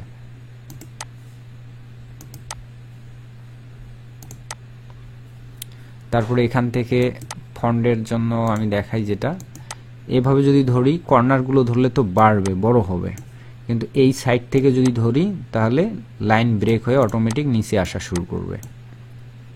তো এই জায়গায় একটা জিনিস বোঝাই, যে দুই লাইনের মাঝখানে যে স্পেসটা, এটাকে বলা হয় লাইন স্পেস, আর একটা লেটার থেকে আর একটা লেটার স্পেসটাকে বলা হয় লেটার স্পেস। তো এই দুটাকে ব্যালেন্স করার জন্য এই অপশনটি ব্যবহার করতে হয়, স্পেসিং। ক্লিক করে লাইন স্পেস এভাবে কমানো হয়, এইভাবে, ঠিক আছে? কতটুকু স্পেস লাগবে, কতটুকু স্পেস হলে বেটার লাগবে, এখান থেকে নিয়ন্ত্রণ করতে পারেন। আর লেটারগুলো যদি অনেক ফাঁকা ফাঁকা হয় তো এভাবে চাপিয়ে দিতে পারেন, অনেক ফাঁকা লাগলে এভাবে স্পেস বাড়িয়ে নিতে পারবেন। তো ভালো ডিজাইন করার জন্য এই প্রত্যেকটা অপশনের খুবই প্রয়োজন, জানা প্রয়োজন, ঠিক আছে? আচ্ছা, তারপরে কোনো বিষয়কে লিস্টেড করা, মাইক্রোসফট অফিস ওয়ার্ডের মধ্যে এখানে লিস্ট রয়েছে, অ্যালাইনমেন্ট রয়েছে। অ্যালাইনমেন্টটা যদি এখানে নতুন থাকেন, একদম নতুন মানুষ, তাদের জন্য একটু বলি যে অ্যালাইনমেন্টটা কি, যে এটা পজিশন চেঞ্জ করা, লেফট, রাইট অথবা সেন্টার কোন দিকে রাখবেন। তো এখানে সেন্টারে রয়েছে। হ্যাঁ, এখন এই দেখেন, এই চিহ্নটা দেখলেই বোঝা যায় এটা লেফট সাইড। এবার দিই এটাকে বলা হয় অ্যাডজাস্টমেন্ট, বা এটা আর একটা নাম রয়েছে, আমার এই মুহূর্তে খেয়াল নেই। আচ্ছা, এটাতে আর একটা ক্লিক করি, এটা হচ্ছে রাইট পাশে চলে আসলো, ঠিক আছে? তো অ্যাডজাস্টমেন্টটা আমি আর একটু যদি বোঝাই, এভাবে এখানে আসি, এই যে বক্সটা আছে, এই যে দুইটা জায়গা ফাঁকা, যখন আমরা এখান থেকে অ্যাডজাস্টমেন্টে দিব তখন সে এটা টেনে টুনে হলেও লাইনগুলো সমান করবে, এটা হচ্ছে কাজ। আর এখানে লিস্ট, এই যে ডট আকারে আছে, আবার যদি ক্লিক করি 1 2 3 মাইক্রোসফট অফিস ওয়ার্ডের মতো যেভাবে এখানে আছে, এই যে ইটালিক ফর্ম, তারপর একটু যদি এদিকে আসি, তারপর আন্ডারলাইন এভাবে। আর যদি আমরা কন্টেন্টটাকে লক করতে চাই, অনেক সময় কাজের ক্ষেত্রে এটা নড়াচড়া হতে পারে কন্টেন্টগুলো, তো এখান থেকে যে লক করে দিলেন, এটাকে আর সহজে নড়া যাবে না, সবগুলো সিলেক্ট হবে কিন্তু ওইটা বাদে। তো লকটা খুবই গুরুত্বপূর্ণ ক্যানভার জন্য, কারণ ক্যানভার যেহেতু এখানে ইন্টারফেসটা খুবই ছোট, অনেক সময় কাজ করতে গিয়ে, সেন্সিটিভ কাজ বা ডিজাইন করতে গিয়ে একটা কন্টেন্ট হয়তো খুব ঝামেলা করতেছে, অথবা লেয়ার উপর নিচ বা আপ ডাউন করতে প্রবলেম হচ্ছে, তখন আমরা কি করি, লেয়ারটা ওই যেটা সমস্যা করে সেটাকে লক করে দিই, তাহলে ওটা ওখানে লক হয়ে থাকে, ফলে আমার আশপাশের কন্টেন্টগুলো নিয়ে কাজ করার সুবিধা হয়। যেমন আমি একটু দেখাই উদাহরণ। আচ্ছা, ফটোশপের লেয়ার অপশন রয়েছে, ইলাস্ট্রেটরের লেয়ার অপশন রয়েছে, তো এখানেও কিন্তু লেয়ার আছে। যেমন এই যে আমার লোগোটা, লেখাটা নিচে যাচ্ছে, যতই মুভ করতেছি এই লেখাটা নিচে চলে যাচ্ছে লোগোটা, কিন্তু আমি চাচ্ছি কি যে না, লোগোটাই লেখাটার উপরে আসবে, লেখাটা নিচে চলে যাবে, তাই না? এটাকে বলা হয় লেয়ার পজিশন। তো কোনটা ফ্রন্টে থাকবে, কোনটা ব্যাক এন্ডে থাকবে, এটা। তো এটা করার জন্য কি করি আমরা, এই যেমন লোগোটাকে ধরে রাইট বাটন ক্লিক করে ব্রিং ফরওয়ার্ড দিলে উপরে চলে আসবে, অথবা যদি একবারে সবার অনেকগুলো লেয়ার থেকে একবারে সবার উপরে নিয়ে আসতে চাই, জাস্ট এটাকে ব্রিং টু ফ্রন্ট, একবারে উপরে চলে আসলো। ঠিক আছে, আর এটাকে যদি আবারও আমরা উপরে নিতে চাই, আবারও এটাকে ধরে ব্রিং টু ফ্রন্ট, উপরে চলে আসলো। আর শর্টকাটে যদি আমরা কাজ করি তাহলে কীভাবে করি, যেমন এই লেয়ারটাকে নিচে নিতে চাই, জাস্ট সিলেক্ট করে ধরে কন্ট্রোল থেকে কন্ট্রোল চেপে ধরে কিবোর্ডের মধ্যে যে থার্ড ব্র্যাকেট আছে লেফটে চাপ দিলে এটা নিচে যাইতে থাকবে লেয়ারগুলোর, আর যদি রাইট পাশে যদি চাপ দেই থার্ড ব্র্যাকেটের তাহলে এটা উপরে আসতে থাকবে। ঠিক এক্স্যাক্টলি ফটোশপ ইলাস্ট্রেটরের মতো সূত্র। ওকে, আশা করি এই টেকনিকটা খুবই ইম্পর্টেন্ট ডিজাইনের ক্ষেত্রে, কন্টেন্ট ম্যানেজমেন্টের বিষয়টা। ডিলেট। আজকের ক্লাসটা আপনারা ধৈর্য সহকারে আছেন এবং আমি মনে করব যে রেকর্ডেড ক্লাসটিও কয়েকবার দেখার চেষ্টা করবেন, কারণ এখানে খুব আহামরি বিষয় না শেখালেও বা না দেখালেও এখানে যে টেকনিকগুলো দেখানো হচ্ছে এটা নিয়ন্ত্রণ। আমি প্রথমে বলেছি যে যদি সফটওয়্যারটি হয় পাগলা ঘোড়া তাহলে মোটেই ভুল নয় কথাটা, উদাহরণটা। মানে এই সফটওয়্যারগুলোকে যদি নিয়ন্ত্রণ না জানেন, যতই ভালো কিছু প্রফেশনাল কোয়ালিটি দেখাই না কেন, আপনাদের কোনোভাবেই সেটা নিয়ন্ত্রণ করতে না পারলে ভালো করতে পারবেন না। তাই যদিও আজকে এখানে খুব কাজের কাজ খুব একটা বেশি দেখানো হচ্ছে না, কিন্তু খুবই মানে ভালো জিনিস শেখানো হচ্ছে যে নিয়ন্ত্রণ করার যে বিষয়গুলো, টেকনিকগুলো। ওকে, এটা গেল। আচ্ছা, টেক্সটের আবার ফিরে আসি আমরা টেক্সটের গল্পে। 3 ধরনের টেক্সটগুলোকে কীভাবে কী করতে হয়, কালার টালার পরিবর্তন বা স্টাইল, আমরা পরবর্তীতে আরও বিষয়গুলো ডিটেলস শেখার চেষ্টা করবো যখন কাজ করবো সরাসরি প্র্যাকটিক্যাল। আচ্ছা, এবার একটু যদি নিচে আসি, আগে থেকে কতগুলো স্টাইল করে রাখা আছে রেডি। আমাদের যদি ডিজাইন করতে সমস্যা হয় বা গিয়ে ওখানে ইফেক্ট বা কালার টালার সেট করতে না পারি, আমরা চাইলেই আগের থেকে এখানে রেডিমেড যে প্রিসেটগুলো রয়েছে ফন্ডের সেগুলো আমরা ব্যবহার করতে পারি। যেমন এই যে একটা স্টাইল দেওয়াই রয়েছে, জাস্ট এখানে সিলেক্ট করব, চলে আসবে, এখানে আসলো। দেন আমরা কি করব, এটাকে আমরা এডিট করতে পারবো। ওকে, এখানে আরও একটা ভালো জিনিস শেখাই, যেটা ইলাস্ট্রেটরে আমরা গ্রুপ করে রাখি বিভিন্ন কন্টেন্টকে। একটা গ্রুপ বা লক তো শিখলেন, এখানে ক্লিক করলে লক হবে, তো এটা গ্রুপ অবস্থায় রয়েছে তাই লক করা যাচ্ছে না। তো এটাকে যদি আমরা কি করি, যে আনগ্রুপ করি, তো এখানে ক্লিক করলে আনগ্রুপ হবে, অথবা এখানে ক্লিক করলে গ্রুপ হবে, সিলেক্ট করে, অথবা রাইট বাটনে ক্লিক করে আনগ্রুপ করা যাবে, অথবা এবার সবগুলো সিলেক্ট করে কন্ট্রোল জি দিলে গ্রুপ হয়ে গেল। আবার কন্ট্রোল জি দিলেই আনগ্রুপ হবে না, এটা ইলাস্ট্রেটর না, ঠিক আছে। তো রাইট বাটনে ক্লিক করে আনগ্রুপ, এরকম দেখেন প্রত্যেকটাই আলাদা। কিন্তু যখন গ্রুপ থাকে তখন কি হয়, এবার গ্রুপ, এই যে গ্রুপ করলাম, গ্রুপ করলে একটা টান দিলে সবগুলি পিছিয়ে পিছিয়ে দৌড়াবে। ওকে, তো অনেক সময় যদি এরকম সমস্যা মনে হয় আনগ্রুপ করে নেবেন, নিয়ে একটা লাইন আপনার দরকার নেই, বাদ। ওকে, এটা লাইনও দরকার নেই, বাদ দিলাম। এটাকে যদি আপনারা এখন এডিট করেন, জাস্ট ডাবল ক্লিক করবেন, ডাবল ক্লিক করে সব সিলেক্ট করে নিজের নাম লেখেন বা যাই লেখেন আর কি, দেন এটাকে এদিকে টানেন, তাহলে লম্বা হবে। ফন্টটাকে যদি ছোট করেন, এভাবে ছোট করেন, এত বড় করলে বড় করেন। আচ্ছা, এখানে এই যে আর্টবোর্ড বা ক্যানভাস যেটাই বলেন না কেন সেটাই ঠিক। এখন আমরা ইলাস্ট্রেটর বা ফটোশপে কাজ করার জন্য গ্রিড লাইন ব্যবহার করি, তারপরে ইঞ্চি, সেমিকোলন, অনেক কিছু ব্যবহার করি। তো এখানে যদি আমাদের মানে খুবই সেন্সিটিভ কাজ করতে হয়, যেটা ইঞ্চি ইঞ্চি পরিমাপ করে করে বা লাইন ফাইল ঠিক রেখে, তখন কি করব। তো এখানে দেখেন ফটোশপে হয়তো এখন অ্যাডভান্স যে আপডেট ভার্সনটা রয়েছে সেটাতে অটোমেটিক গ্রিড লাইন শো করে অনেক সময়, সেই সুবিধাটা আছে। তবে অনেকের ফটোশপে এখনও সেই সুবিধাগুলো নাই। তবে ক্যানভাস সবচেয়ে ভালো দিক এটা, যে আমরা এই যে আর্টবোর্ডটা রয়েছে, আমি চাচ্ছি যে আমার এই লেখাটা এক্স্যাক্টলি সেন্টার পয়েন্টে রাখবো এই ক্যানভাসের, তাহলে কিভাবে রাখবো, তাই না? তো এখানে দেখেন এভাবে যখন আমি টানাটানি করতেছি গ্রিড লাইন চলে আসতেছে, আপনারা কি লক্ষ্য করেন? এই যে উপরে গ্রিড লাইন, আমি এটাকে আরও ব্ল্যাক কালার করি ব্যাকগ্রাউন্ড, তাহলে বেটার হবে, ব্ল্যাক। আচ্ছা, এই যে দেখেন যখন আমি কন্টেন্টটা একবারে সেন্টারে আনছি তখন একটা লম্বা লম্বিভাবে উপর নিচে গ্রিড লাইন দেখায়, এ পাশ থেকে একটা গ্রিড লাইন দেখায় অটোমেটিক। তখনই আপনি বুঝতে পারলেন যে এক্স্যাক্টলি এটাই হচ্ছে সেন্টার পয়েন্ট, কন্টেন্টটা এখানে রেখে দিলেন। ওকে, আর যদি আমরা এটা এমনটা সুবিধা না পাইতাম তাহলে ইলাস্ট্রেটর বা ফটোশপের মতো সিলেক্ট করতাম, তারপর অ্যালাইনমেন্ট টুলের সাহায্যে সেন্টারে নিয়ে আসতাম, অনেকটাই সময় ব্যয় হয়। আর এটা ইজিলি এরকম আবার এটা কতটুক আমরা জানি যে কি ফটোশপ ইলাস্ট্রেটরে কোনো গ্রাফিক্সের কাজ করলে গেলে চারদিক থেকে একটা সেফ এরিয়া রাখতে হয়। তো কত পিক্সেল রাখবো, কোন ডিজাইনের জন্য কতটুকু হবে, এগুলো মুখস্থ করতে হয়। তো এখানে মুখস্থর কোনো চাপ নেই। এখানে ধরেন যে কোনো কন্টেন্টকে আস্তে আস্তে উপরের দিকে নিয়ে যাইতে ধরেন অটোমেটিক আপনার গ্রিড লাইন দেখাচ্ছে যে এটা হচ্ছে সেফ এরিয়া, যে লেফটে এত দূর পর্যন্ত সরালে বেস্ট, উপরের দিকে এতটুকু পর্যন্ত সরালে বেস্ট, নিচে যদি আসি তো এতটুকু আসলে বেস্ট।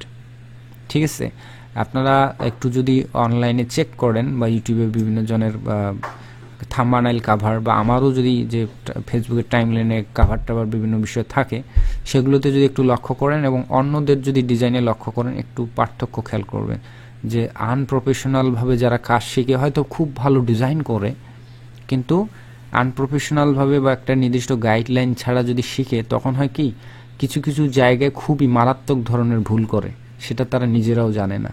তো প্রফেশনাল মেথডের কাজই হচ্ছে একটা সেফ এরিয়া থাকা, যেগুলো আনপ্রফেশনাল যারা শিখে বিভিন্নভাবে তাদের ওই বিষয়টা ঠিক থাকে না, তারা যে কোনো জায়গায় কন্টেন্ট রাখে একবারে প্রান্তে অথবা অন্য কোথাও। কিন্তু যারা প্রফেশনালভাবে কাজ করে তারা কখনোই সেফ এরিয়ার বাইরে যাইতে চায় না, তবে অনেক সময় যেতে হয় প্রয়োজন অনুযায়ী। যে এই যে যেমন গ্রিড লাইনটা এর নিচে কি আনা যাবে না, হ্যাঁ যাবে, অনেক সময় আমাদের প্রয়োজনে আনি, তবে পারতপক্ষে সবসময় চেষ্টা করি সেফ এরিয়ার মধ্যে কন্টেন্ট সীমাবদ্ধ রাখা। কারণ যদি কোনো সময় প্রিন্ট করা হয় বা কোনো কিছু করা হয় বা আপলোড করা হয় আশপাশ থেকে অটোমেটিক অ্যাডজাস্ট করে কেটে নেয়, তখন মেইন কন্টেন্টটাও কেটে যাবে, এই ঘটনাগুলো ঘটে। তো এই কারণেই এই সেফ এরিয়ার ভিতরে যদি রাখি কন্টেন্ট তাহলে সেগুলো কেটে ছেটে যাবে না। ওকে, আর কি দেখালাম, এই যে গ্রিড লাইন সেন্টার অটোমেটিক্যালি যদি আনি, আস্তে আস্তে মুভমেন্ট করবেন তাহলে অটোমেটিক সেন্টারের গ্রিড লাইন পাবেন, হরিজেন্টাল এবং ভার্টিক্যাল বোথ গ্রিড লাইন পেয়ে গেলেন, এটা একদম সেন্টার পজিশন। আচ্ছা এবার আসি যে আরেকটা সেন্টার বা অ্যালাইনমেন্ট সহজে বুঝে নেওয়ার। আমি কিন্তু এমনিতেই রাখলাম, এটা সেন্টার না লেফট রাইট কোথায় আছে আমি জানি না, জাস্ট রাখলাম। ঠিক আছে, এবার এই কন্টেন্টটা নিয়ে আসলাম, এটাকে ছোট্ট করে নেই তাহলে বোঝাতে সুবিধা হবে। আচ্ছা এবার এটা শুধু টেক্সটের ক্ষেত্রে না, যে কোনো কন্টেন্টের ক্ষেত্রে আমি চাই যে এটার নিচে আসবে, এটার নিচে আসবে, বাট এটার সমান হবে, এটার সেন্টার পয়েন্ট বরাবর জন্য আসে। তখন কি হবে, এভাবে একটু মুভমেন্ট করবেন দেখবেন অটোমেটিক গ্রিড লাইন ডিডাক্ট করতেছে, এই যেটা, দ্যাট মিনস এটা হচ্ছে সেন্টার এবং কতটুকু পর্যন্ত সেফ এরিয়া, এই যে এটা দেখাচ্ছে সেফ এরিয়া। এটা যদি আরও আমি উপরে নিয়ে যাইতে পারবো, কিন্তু এখানে সেফ এরিয়াটা আমাকে দেখাচ্ছে। এভাবে যদি ব্যবহার করি তাহলে জিনিসটা সুন্দর হবে। ঠিক আছে, আবার অনেক সময় আমরা চাইলে কিন্তু সাইডে আশপাশে রাখি, এটা সমস্যা না, কিন্তু ডিজাইনের অনেক সময় সৌন্দর্য ফুটে উঠে যদি আমরা এই হিসাবগুলো মনে রাখি, এই যে সেন্টার। তা আমরা যখন ফটোশপ বা অন্য সফটওয়্যার ব্যবহার করি তখন এগুলো কিন্তু অনেকভাবে করতে হয়, অ্যালাইনমেন্ট টুল ব্যবহার করে অনেক সময় ব্যয় করে, কিন্তু এখানে ইজিলি সেটা করা পসিবল, যেটা সেফ এরিয়া এবং এটা সেন্টার, দুটার সেন্টার পয়েন্ট এই জায়গায়। দেন আবার যখন দুটাকে সিলেক্ট করবো এবার করে দুটাকেই আবার সেন্টার নিয়ে আসবো বরাবর, এই যেভাবে ধরে এই দেখেন সেন্টারে চলে আসলো, এভাবে আর কি। ওকে, এটা তো গেল সেই নর্মাল এখানকার যে অটো গ্রিড লাইন সেটা। এবার যদি আমরা বাইরে থেকে আনতে চাই তাহলে আসবো আমরা এবার ফাইলে ক্লিক করব, তারপরে শো রুলার্স অ্যান্ড গাইডস, এই যে রুলার্স এবং গাইডস, আমরা ফটোশপে যেরকমটা রুলার্স দেখতে পারি ইঞ্চি পিক্সেল ওয়াইজ এভাবে এইসব করতে, তো এখান থেকে আসে। তো আমরা যদি কখনো গ্রিড লাইন দরকার হয় জাস্ট এখান থেকে ধরে এখানে নিয়ে আসবো, আবার এখান থেকে ধরে এখানে নিয়ে আসবো, এই যে গ্রিড লাইন নিয়ে আসলাম। আরও গ্রিড লাইন লাগে এই যে এখানে, এভাবে নিতে পারবো। তো গ্রিড লাইনগুলো কখনো ডিজাইনের অংশ না, আমরা যখন এক্সপোর্ট করব তখন গ্রিড লাইনগুলো কিন্তু থাকবে না। এটা কিসের জন্য আনা হয়, কাজের জন্য, জাস্ট কোথায় কোন কন্টেন্টটা বসবে। ঠিক আছে, আর এগুলোকে যদি আবার ডিলিট করতে চাই আবার এইদিকে নিয়ে ছেড়ে দেব, এভাবে এনে ছেড়ে দেব, এভাবে ছেড়ে দেব। আর কি অপশন আছে এখানে, শো মার্জিন, এখানে দিলে এই যে মার্জিনটা, যেটা আমরা অটোমেটিক এতক্ষণ খোঁজাখুঁজি করলাম সেটা আর খোঁজাখুঁজি করতে হবে না, সেটাকে সরাসরি এখানে শো করেই থাকবে। কিন্তু এটা কিন্তু আসলে ডিজাইনে থাকবে না, যখন আমরা এক্সপোর্ট করব তখন এটা ডিজাইনে থাকবে না। ঠিক আছে, আচ্ছা যদি আবার অফ করতে চাই একইভাবে অফ করব শো মার্জিন, এটা ক্লিক দিলে মার্জিনটা অফ হবে, এটা অফ করতে চাইলে একইভাবে এটা। আবার যখন প্রিন্টের জন্য কোনো কন্টেন্ট ডিজাইন করব তখন এই যে শো প্রিন্ট ব্লিড, এই যে এরিয়াটা, এটা এই এরিয়াটা ব্লিড হবে, অর্থাৎ কেটে ফেলতে হবে প্রিন্টের পর, সেই এরিয়াটা দেখাবে।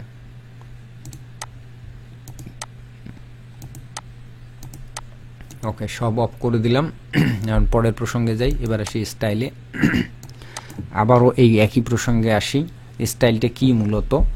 অনেক সময় বিশেষ করে আমরা যারা নতুন গ্রাফিক্স ডিজাইন শিখি তাদের প্রথম প্রবলেমটাই হচ্ছে কালার কম্বিনেশন, যে কোন কালারের সঙ্গে কোন কালার ম্যাচ হবে, কোন কালার দিয়ে কোন কালার ডিজাইন করা যাবে।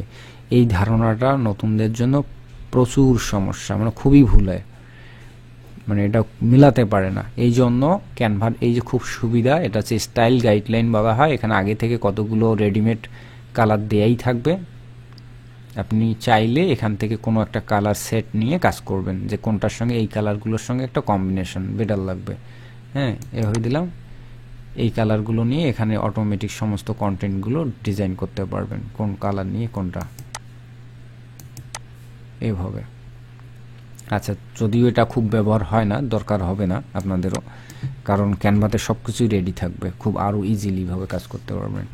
আর লোগোস, এখানে আপনাদের পার্সোনাল কোনো লোগো যদি ব্র্যান্ডের লোগো রাখতে চান তাহলে রাখতে পারবেন, কিন্তু এখানে এনে টেনে ছেড়ে দিতে হবে ড্র্যাগ অ্যান্ড ড্রপের মাধ্যমে। অথবা ক্যানভার প্রথম দিকে এই যে ব্র্যান্ড কিট, এটা মূলত প্রো ভার্সনের জন্য সুবিধা, এখানে ক্লিক করলেই ফ্রি ভার্সনে কিন্তু হবে না।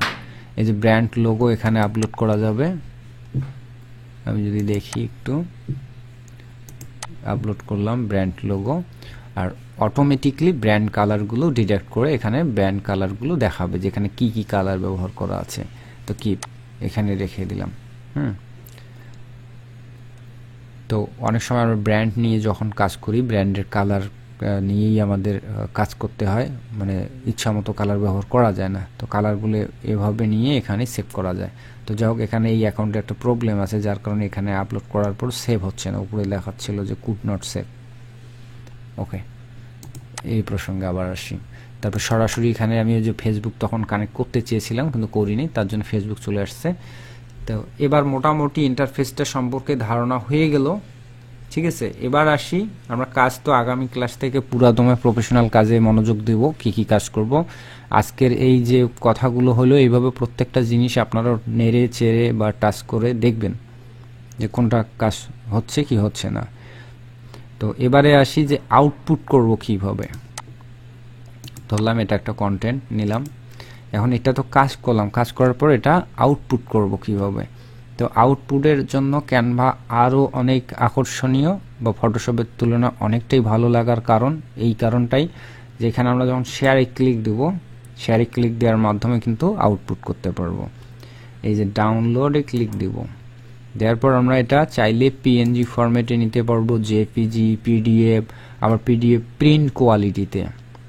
হ্যাঁ, আমাদের যখন আসলে আমরা ফটোশপ বা অন্য কিছু থেকে এক্সপোর্ট করি তখন অনেক বিষয় মনে রাখতে হয়, যে প্রিন্ট কোয়ালিটির জন্য কত রেজুলেশন হবে, কত কী হবে, এভরিথিং।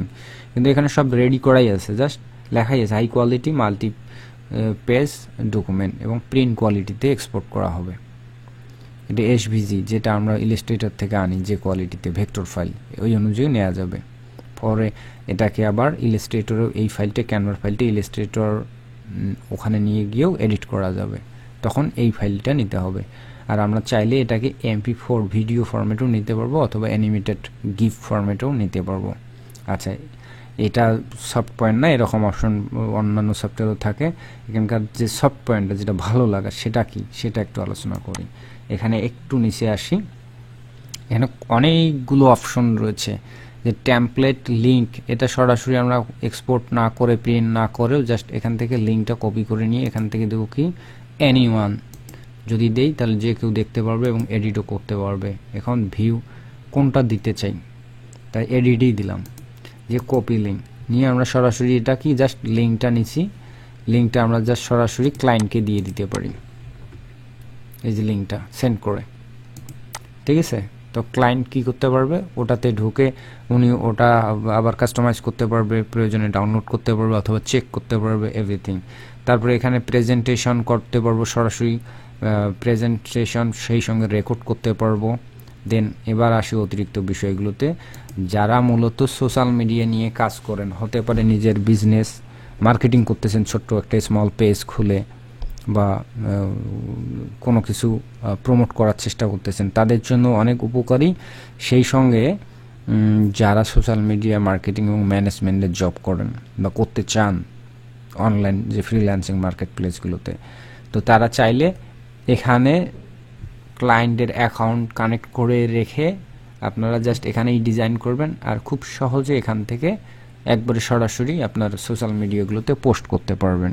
তো সেই জন্য ইনস্টাগ্রাম যদি করি, তাহলে ইনস্টাগ্রাম ক্লিক করলে ইনস্টাগ্রাম অ্যাকাউন্টটা কানেক্ট করে দিতে হবে। ফেসবুক পেজে যদি দিতে চাই সেটা এখানে কানেক্ট করে দিব। টুইটার, মানে সব মোটামুটি সব ধরনের যে পপুলার সোশ্যাল মিডিয়াগুলো রয়েছে সবগুলো এখানে কানেক্ট করা যাবে। জাস্ট এখানে ডিজাইন করে জাস্ট ক্লিক করব, ওখানে অটোমেটিক পোস্ট হয়ে যাবে। আমার এখান থেকে নিয়ে গিয়ে আবার ওখানে আপলোড করা, ক্যাপশন লেখা, এই যে সময় আছে না, তো আসলে ডিজিটাল যুগে যে যত বেশি স্মার্টলি এবং দ্রুত কাজ করতে পারে বা সময় সংক্ষেপণ করতে পারে, তাই না? তো সেই জন্য এই ক্যানভাটা অত্যন্ত আমার কাছে ভালো লাগে, যে অনেকখানি আমি ফাস্ট কাজ করতে পারি, যেটা ফটোশপ বা ইলাস্ট্রেটরে সম্ভব নয়। সেখানে একবার বের করো, এক্সপোর্ট করো, সাইজ ঠিক হইলো কি হইলো না, অনেক চিন্তা ভাবনা করতে হয়। তারপরে সোশ্যাল মিডিয়াতে যাও, ওপেন করো, লগ ইন করো, অনেক কিছু। কিন্তু ক্যানভাতে একবার কানেক্ট করে রাখবো, ধামাধাম কাজ করব আর আপলোড করব, পোস্ট করব খুবই ইজিলি। চাইলে এখানেও আমরা স্কেডিউল বা শিডিউল যেটাই বলেন, এখান থেকেও আমরা টাইম সিলেক্ট করে দিতে পারি যে এত তারিখে এটা পোস্ট হয়ে যাবে আমার সোশ্যাল মিডিয়াতে। আমি ঘুমায় থাকতে পারি, নো প্রবলেম, কিন্তু এখানে যখন আমরা সেট করে রাখবো টাইমার, তখন অটোমেটিকলি ঠিক ওই তারিখেই এটা পোস্ট হবে ওই সময়ে। আশা করি বুঝতে পারছেন। আর কি মজার আছে, আর মজার আছে যে শেয়ার অন সোশ্যাল গেল, দেন এবার আসবো মোড়ে আসার পরে দেখেন এখানে আরও অসংখ্য অপশন, এমন কোনো কিছু কিছু অপশন আছে যেটা সম্পর্কে কোনো আমার অভিজ্ঞতাই নেই, মানে এত বেশি অপশন এখানে। একটু নিচে আসি, দেখেন সরাসরি এখান থেকে আপনার গুগল ড্রাইভে জমা রাখতে পারেন কাজের ফাইলটাকে, ড্রপ বক্সে রাখতে পারেন, আবার সেখান থেকে আপনার ক্লায়েন্টকে শেয়ার লিঙ্ক দিতে পারেন, মাইক্রোসফট পাওয়ার পয়েন্টের ফাইল আকারে বের করতে পারবেন, সরাসরি এখান থেকে ইমেইলে আপনি মেসেজ পাঠাতে পারবেন, অথবা যারা ইমেল মার্কেটিংয়ের কাজ করেন তারা এখানে একটা সুন্দর ক্যাম্পেইন বা ব্যানার পোস্টার ডিজাইন করে, মার্কেটিং ব্যানার ডিজাইন করে সরাসরি মেল সিএমপির মাধ্যমে পাঠাতে পারেন। ঠিক আছে, তো এই আর কি ঘটনা। তারপর আরও অনেকগুলো অপশন আছে যেগুলো সম্পর্কে আমার কোনো ধারণাই নেই, কারণ এত কিছু লাগে না আসলে আমার কাজের জন্য। তো আশা করি আপনারা হয়তো বা আপনাদের কাজে হয়তো বা লাগতেও পারে, আপনারা তো এগুলো নিয়ে অনেকে কাজ করতেও পারেন, তাদের জন্য লাগতে পারে। তো যাই হোক, বিশেষ করে যারা সোশ্যাল মিডিয়া ম্যানেজমেন্ট মার্কেটিংয়ের কাজ করেন তাদের জন্য ক্যানভার এই ফিচারগুলো অত্যন্ত কার্যকরী এবং উপকারী। প্লাস সেই সঙ্গে যারা ছোট বা মাঝারি ধরনের উদ্যোক্তা, যারা অনলাইনে ছোটোখাটো বিজনেস করেন বা নিজেদের পেজে কন্টেন্ট প্রোডাক্ট আপলোড করতে চান, প্রোডাক্টের ছবি বা ছোটোখাটো বিজ্ঞাপন দিতে চান, তাদের জন্য খুবই কার্যকরী ক্যানভার ডিজাইন, প্লাস তাদের ক্যানভার যে সিস্টেম এই সোশ্যাল মিডিয়ার সঙ্গে কানেক্টেড করার, এটা অত্যন্ত কার্যকরী। তো এই ছিল আজকে মোটামুটি একটা প্রাথমিক লেভেলের কাজ বা কথা আলোচনা। তো এখানে আজকে তারপরও আমি অ্যানিমেশন এবং ভিডিও অংশ নিয়ে আমি কোনোভাবেই আলোচনা করলাম না, যেহেতু ওটাতে গেলে হয়তো বা একটু গণ্ডগোল পাকাতে পারে আপনাদের। আমি চাচ্ছি যে ওটা শেষের দিক ক্লাসগুলোতে অ্যানিমেশন এবং ভিডিও কীভাবে খুব ইজিলি এবং প্রফেশনাল মানের ভিডিও এবং অ্যানিমেশন তৈরি করতে পারেন সেটা দেখাবো। ঠিক আছে, তো এই ছিল মোটামুটি হালকা পাতলা ক্যানভার যে ইন্টারফেসটা, এটা সম্পর্কে পরিচিতিকরণ। তো আজকে যেহেতু প্রথম ক্লাস, একবারেই যে কাজ দেখাবো না এমনটা না, অবশ্যই দেখাবো, একটু কেরামতি এবং ম্যাজিক দেখানোর ট্রাই করতেছি। আশা করি সঙ্গে আছেন, থাকবেন। আমি এখন যাচ্ছি ফাইবারে, একটু বোর ফিল হচ্ছেন হয়তো বা, একটু ডলারের একটু ছবি টবি দেখি, একটু মনের মধ্যে আনন্দ আসুক। আচ্ছা, ফাইবারে আসলে বিশেষ করে আপনারা লক্ষ্য যদি করেন, সারা বাংলাদেশে clipping path, photo editing, background remove related training প্রচুর পরিমাণে করিয়ে থাকে। কারণ ব্যাকগ্রাউন্ড রিমুভ, ক্লিপিং পাথ, এবং ফটো এডিটিংয়ের কাজগুলো অত্যন্ত সহজ, মাত্র 3 দিন বা সর্বোচ্চ 7 দিন শেখালেই কিন্তু শেখানো যায়। তবে সেই সমস্ত ট্রেনিং সেন্টারগুলো কিন্তু তাদের ট্রেনিং বিজনেসটাকে ধরে রাখার জন্য ওই ছোট্ট একটু বিষয়কেই তারা 2-3 মাস ধরে শেখায়, হ্যাঁ, ট্রেনিং করায় তারপর মার্কেট প্লেসে পাঠিয়ে দেয়। তো যা হোক, যাই শিক্ষক ভালোই শেখাচ্ছে, কিন্তু এখনও শেখাচ্ছে, এই ট্রেনিংগুলো এখনও হরহামেশাই হচ্ছে, খুবই চলতেছে। কিন্তু সমস্যাটা কোথায় দাঁড়ায়, যখন ট্রেনিং করার পর এসে মার্কেট প্লেসে ছেড়ে দেওয়া হয়, যারা শিখে মূলত যারা নতুন ফ্রিল্যান্সিং করতে চায় তারা এসে অন্ধকার দেখা শুরু করে। ট্রেনিং সেন্টারে হয়তো শেখায় ভালো, কিন্তু মার্কেট প্লেসে কাজ পায় না পাওয়ার অনেকগুলো কারণ, সেগুলো নিয়ে আলোচনা করব। সেই সঙ্গে এর প্রতিবন্ধকতাটা কীভাবে উত্তরণ করা যাবে সেটা নিয়েও কথা বলবো। তো আপনাদের কাছ থেকে এখানে 1 মিনিট সময় চাচ্ছি, কারণ কেউ একজন ক্লাসে জয়েন হওয়ার জন্য অনেকবার থেকে ট্রাই করতেছে।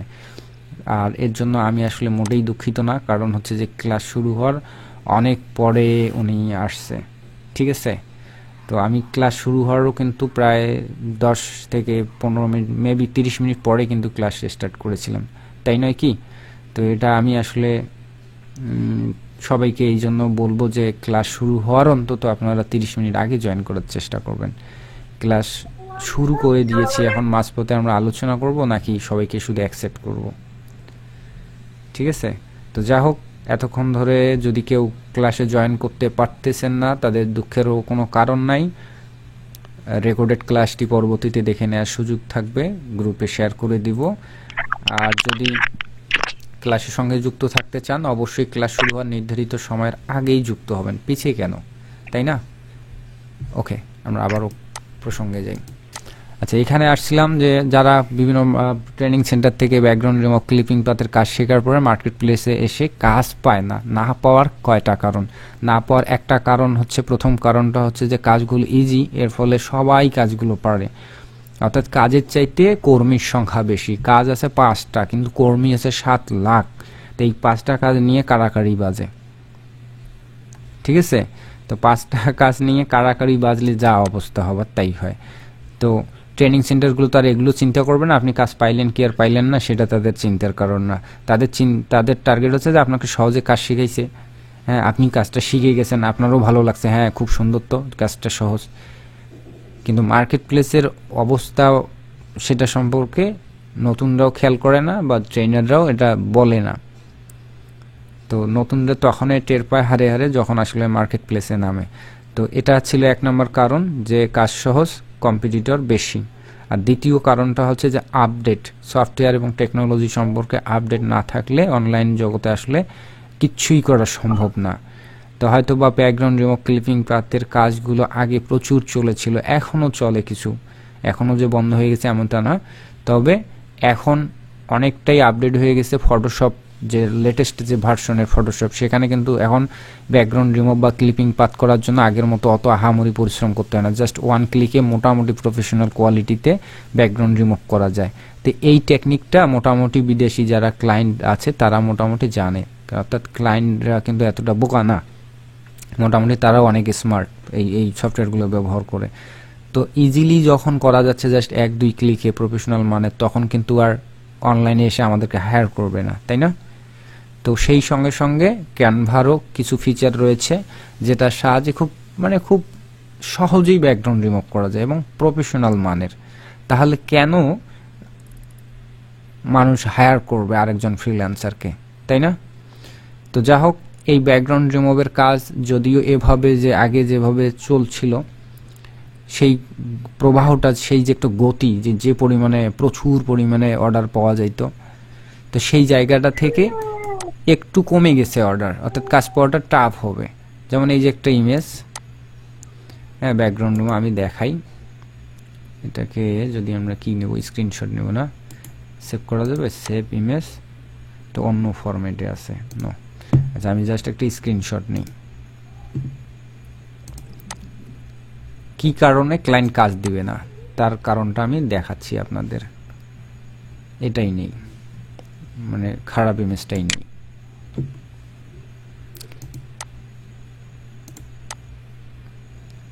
আমি আরো রিয়েল ইমেজ দিয়েও ট্রাই করে দেখাবো। তার কারণটা হচ্ছে যে ইজিলি এই কাজগুলো করা যাচ্ছে ক্যানভা দিয়ে, যেটা ফটোশপ দিয়ে আগে সম্ভব ছিল না, কিন্তু ফটোশপের বর্তমান লেটেস্ট ভার্সনে আপডেট যে ভার্সন সেটাতে সম্ভব। তবে লেটেস্ট ভার্সন তো অনেকেরই নাই, এবার অনেকের কম্পিউটারে সাপোর্টও করে না। তা আমরা ওই দিকে যাচ্ছি না, আমরা ক্যানভা দিয়ে দেখি যে ক্যানভা দিয়ে কী কী করা পসিবল। আমরা যখন একটা ফটোকে ব্যাকগ্রাউন্ড রিমুভ করব তখন এখান থেকে সরাসরি নিতে পারি এডিট ফটো, ক্লিক দিলে কোন ফটোটা নিতে চাচ্ছি। তো যে ফটোটা নিতে চাচ্ছি এটা আসলে যিনি ডিজাইনার আপলোড করেছেন উনি ইচ্ছাকৃতভাবে এটার কোয়ালিটি অত্যন্ত বাজে করেছেন। তো এত বাজে কোয়ালিটির কাজ কখনো ক্লায়েন্ট দেয় না, তারপর এটা নিয়ে ট্রাই করি এডিট ফটো। তো এভাবে ধরার পর আনার পর এখানে জাস্ট ক্লিক করব, এটা আপলোড হচ্ছে, এখন আপলোড হয়ে নিক। এই যে এখানে সম্পূর্ণ আপলোড হয়ে গেলে জাস্ট এখানে সিলেক্ট করলে অপশন দেখতে পারবেন এডিট ইমেজ, একটা ক্লিক করবেন, এই দেখেন অটোমেটিক ব্যাকগ্রাউন্ড রিমুভ রয়েছে। এখানে আমরা ক্লিক করব, কিচ্ছু করতে হবে না, ক্লিক করে বসে থাকবেন।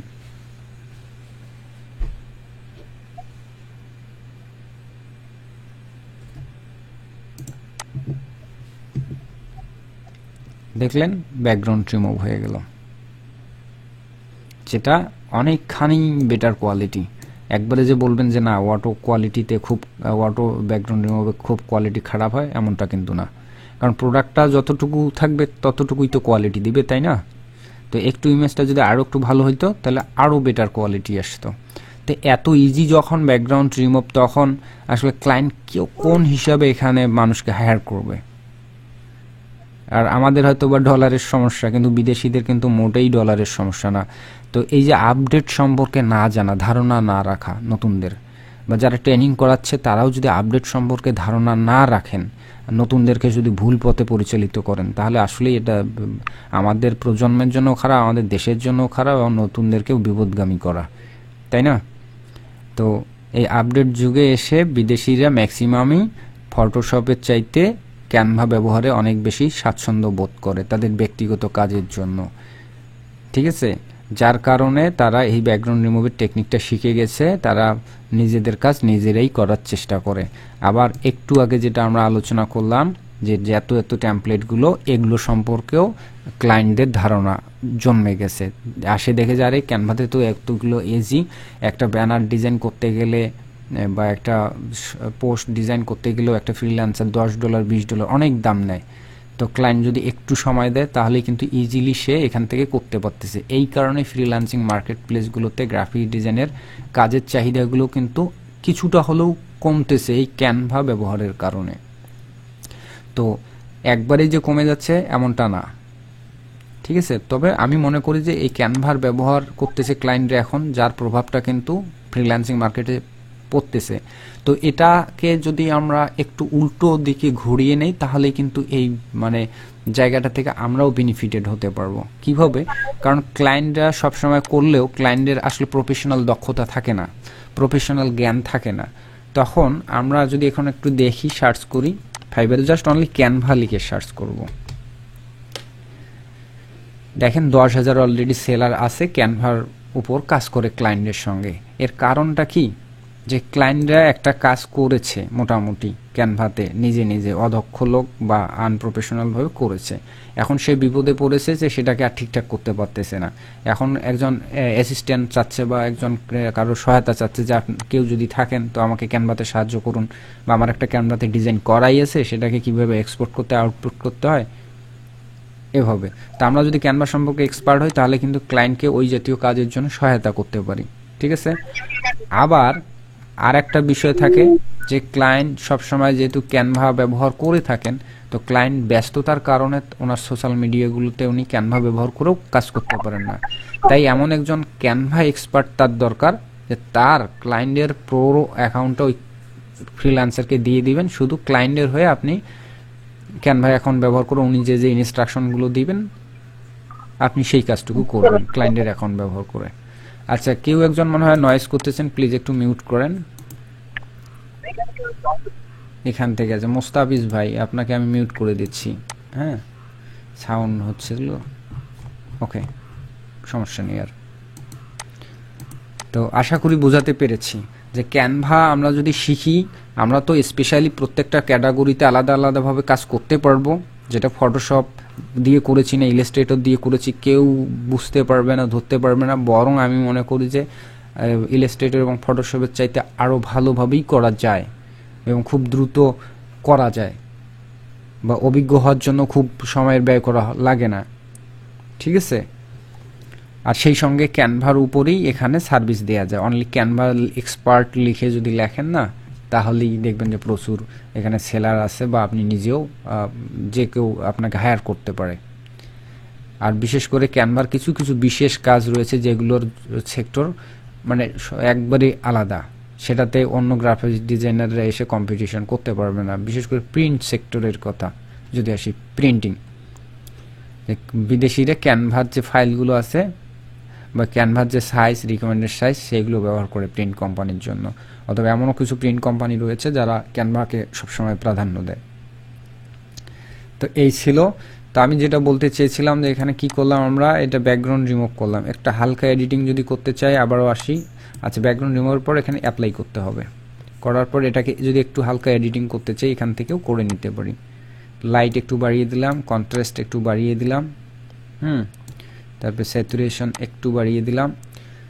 আচ্ছা, এখানে এত ইজি, নিচে আসলে আরও অনেকগুলো ইফেক্টিভের দেখতে পাবেন। এখানে যে একটা আরও অপশন, অনেকগুলো সফটওয়্যার রয়েছে, এগুলো মানে সফটওয়্যারের সাব প্লাগইন বলা যেতে পারে বা ফাংশন, যে অটো ফোকাস করা, তারপর অটো এনহ্যান্সমেন্ট করা, কালার টালার ঠিক করা। যদি ফেস থাকতো অটোমেটিকলি মুখ বা ফেসের কালার টালার বা চোখ টোক এভরিথিং ঠিক করে দিত। আরও অনেক অসংখ্য অপশন আছে। আচ্ছা, ফটো এডিটিং পর্যায়ে আমরা দেখতেছি এখন একটু অটো এনহ্যান্সমেন্ট দেখি। ইউজ, আপনার কিচ্ছু করা লাগবে না, অটোমেটিকলি ডিডাক্ট করে কোথায় কি ঠিক করার দরকার, কালার টালার, এটা ঠিক করে দেবে সফটওয়্যারটা। তো অটো এনহ্যান্সমেন্ট দিলে এই ঘটনাটা ঘটলো, কারণ এটাতে লাইট ছিল অরিজিনাল ইমেজটাতে অনেক বেশি, এই শো অরিজিনাল এরকম। এটাতে যদি সিলেক্ট করি তাহলে আগের অবস্থাটা ছিল এরকম কালার, আর এখন যদি দেই তাহলে এরকম। এটাকে যদি একটু বাড়িয়ে দেই তাহলে আরও লাইট বাড়বে। তো সবসময় অটো জিনিসগুলো যে ভালো রেজাল্ট দেবে এমনটা কিন্তু না। আর এই ইমেজটা অত্যন্ত মানে খারাপ কোয়ালিটির ছিল, একটু বের হয়ে আসি। আচ্ছা, এটা তো গেল একটা খারাপ ইমেজের জন্য। এবার আমি আলাদা একটা মানে ইমেজ নিয়ে আসি, বা এখান থেকেই যদি দেখার চেষ্টা করি, এলিমেন্টস থেকেই সার্চ করি। কি দেব, কিউট বেবি দিয়ে এখান থেকেই ছবি নিয়ে এখান থেকেই আমরা এডিট করে যদি দেখার ট্রাই করি। আচ্ছা, এই যে একটা বেবিটা আছে, এই বেবিটার ছবিটা নিলাম। দেখেন এটাতে দেখেন লোম পর্যন্ত আছে, যেটা ফটোশপ দিয়ে আমরা করতে গেলে যেটাকে হেয়ার মাস্কিং এর মাধ্যমে করতে হয়, ঠিক আছে। এটাকে অ্যাডজাস্ট করে নিলাম ইমেজটা। আচ্ছা, কখনো যদি এই ফ্রেমটা আবার পরিবর্তন করতে হতে পারে। একটু আগে যখন ইন্টারফেস বোঝালাম তখন এই কিছু কিছু বিষয় গ্যাপ রেখে গেছি, হয়তো বা পরবর্তীতে আলোচনা করব বা কাজের ফাঁকে ফাঁকে আলোচনা করব, সাথে থাকবেন। আচ্ছা, এই যে ক্যানভাসটা রয়েছে এতটুকু, তো আমি চাচ্ছি যে ক্যানভাসটাকে আরও যদি বড় করতে চাই, তখন কি করা যাবে? তখন এই যে দেখেন রিসাইজ রয়েছে, রিসাইজে এই যে সাইজটা রয়েছে, আমরা চাইলেই কিন্তু রিসাইজ করতে পারি আলাদা সাইজ। আমি চাচ্ছি যে এটা আমরা কিন্তু একটা নর্মালি ইমেজ ইম্পোর্ট করার মাধ্যমে এই ক্যানভাসে এসেছিলাম, কত সাইজ বা কিসের জন্য এটা কিন্তু নেইনি, তাই না? আমরা জাস্ট এখান থেকে এই যে এডিট ফটোতে এসেছিলাম, যার জন্য আমরা একটা আননোন সাইজ পেয়েছি। কিন্তু আমরা চাচ্ছি যে এই পিকচার ইমেজটা আমরা ইনস্টাগ্রাম পোস্টের মতো করব সাইজে, তাহলে জাস্ট এখানে সিলেক্ট করব আর রিসাইজে ক্লিক দিলাম। তো এখন যে ক্যানভাসটা অটোমেটিক সাইজ হয়ে গেল, এটা মূলত ইনস্টাগ্রামের সাইজে, ঠিক আছে। এভাবে ধরে আমি প্লেস করলাম, এটা ইনস্টাগ্রাম পোস্টের জন্য পারফেক্ট সাইজ। আচ্ছা, এই ইমেজটার আমরা ব্যাকগ্রাউন্ড রিমুভ করতে চাই। তো এই যে হেয়ার, এখানে কিন্তু ফটোশপের কাজ করতে গেলে এটার জন্য হেয়ার মাস্কিং দরকার হয়, তারপরও ভালো কোয়ালিটিতে আসা যায় না। বাট এখানে দেখেন আমরা অটো এডিট দেই, ব্যাকগ্রাউন্ড রিমুভ,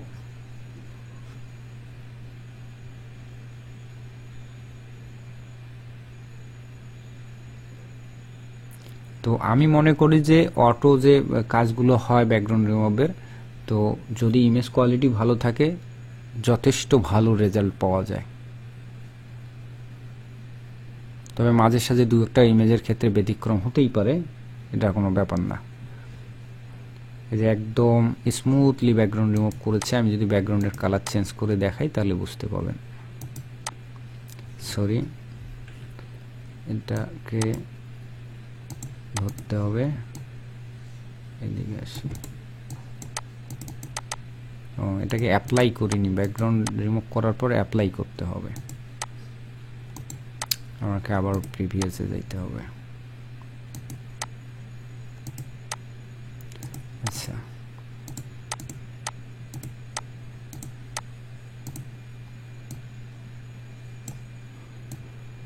এখান থেকে এই ইমেজটার অপাসিটি ব্যালেন্স করা যাবে।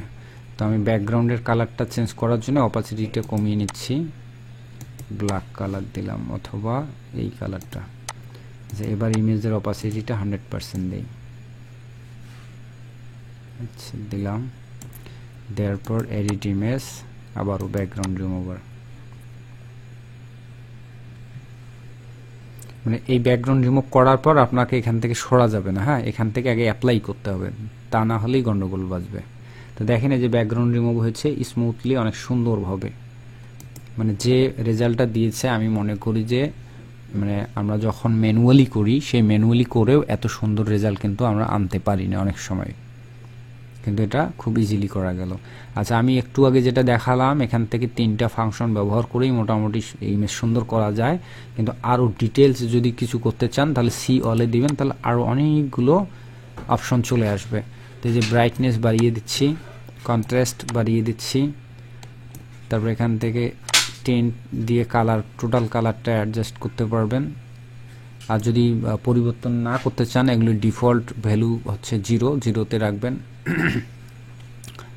এখান থেকে ভেরিয়েন্স বাড়িয়ে দিচ্ছি, ইন টোটালে কালার বাড়িয়ে দিলাম, মানে সামগ্রিকভাবে। হাইলাইট, প্রত্যেকটা ভ্যালু চেক করে করে দেখতে পারেন। শ্যাডো আছে।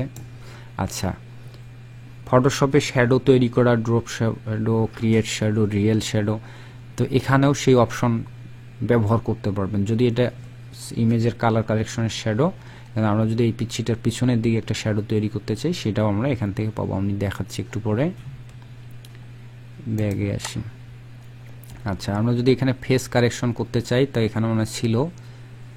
আচ্ছা, কোনো একটা ইফেক্ট যদি আমাদের প্রয়োজন হয়, এই যে ফেস, কোনো একটা ইফেক্ট প্রয়োজন হচ্ছে, আমরা খুঁজে পাচ্ছি না, তাহলে কি করব, আমরা এখান থেকে সার্চ করে বের করতে পারি। যেমন আমি শ্যাডো খুঁজতেছিলাম, জাস্ট এইভাবে লিখে শ্যাডো, এই যে দেখেন শ্যাডো ইউজ, অটোমেটিক ডিটেক্ট করবে শ্যাডোর জন্য কোন পাশে আমি শ্যাডো নিতে চাচ্ছি। শ্যাডোর কয়েকটা প্রিসেট দেওয়া রয়েছে, আমি চাচ্ছি এইটা ব্যাকড্রপ শ্যাডো, জাস্ট ক্লিক করলাম, এই দিকে শ্যাডো, কিন্তু আমরা চাচ্ছি যে শ্যাডোটা ওই দিকে না, এই দিকে হবে। তাহলে আমার এই 3 লাইনে ক্লিক দিতে হবে। দেওয়ার পর এখান থেকে অ্যাঙ্গেল চেঞ্জ করতে হবে, কোন অ্যাঙ্গেলে যাবে।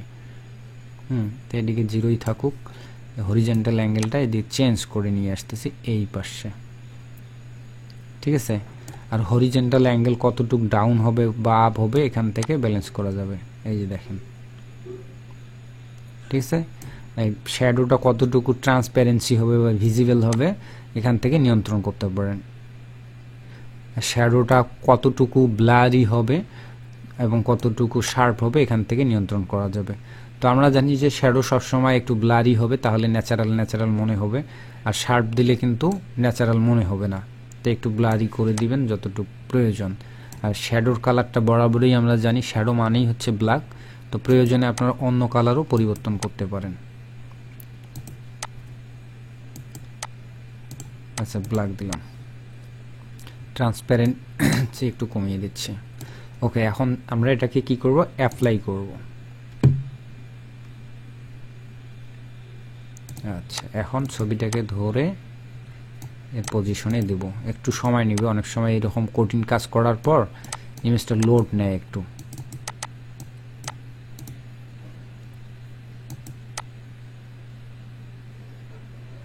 আমার এখানে নেট স্লো কাজ করতেছে। ওকে,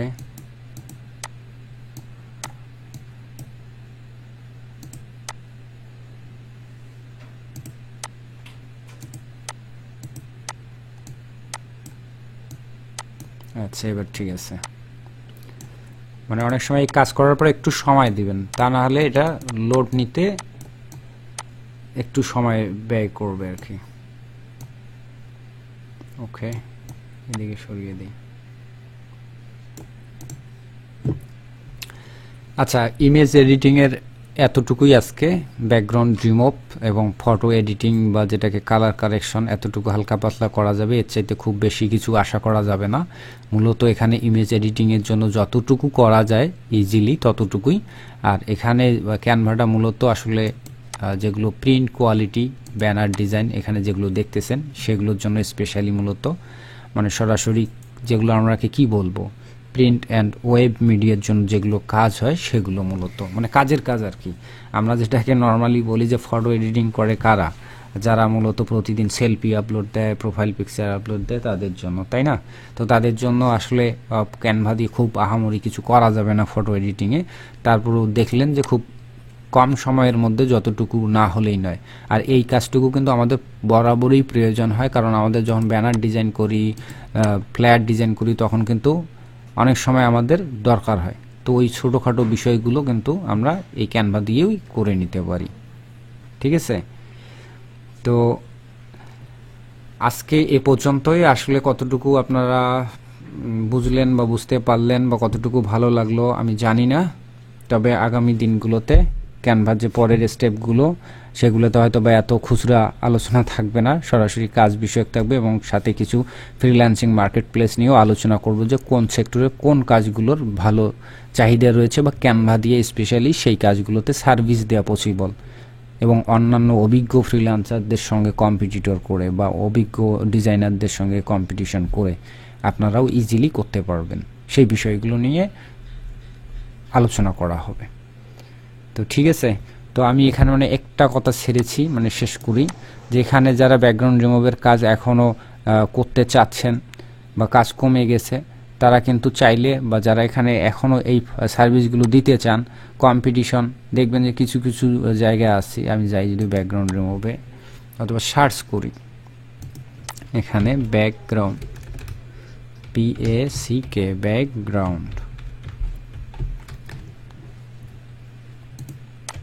ব্যাকগ্রাউন্ড রিমুভাল বা রিমুভ, অনেকে গিগ খোলেন, বাংলাদেশের অনেকেই আছেন যারা ব্যাকগ্রাউন্ড রিমুভের উপর বা ক্লিপিং পাতের উপর গিগ খোলেন, খুলে কিন্তু এখানকার কম্পিটিটরের তুলনায় আর পারেন না, মানে কম্পিটিশনে হেরে যান।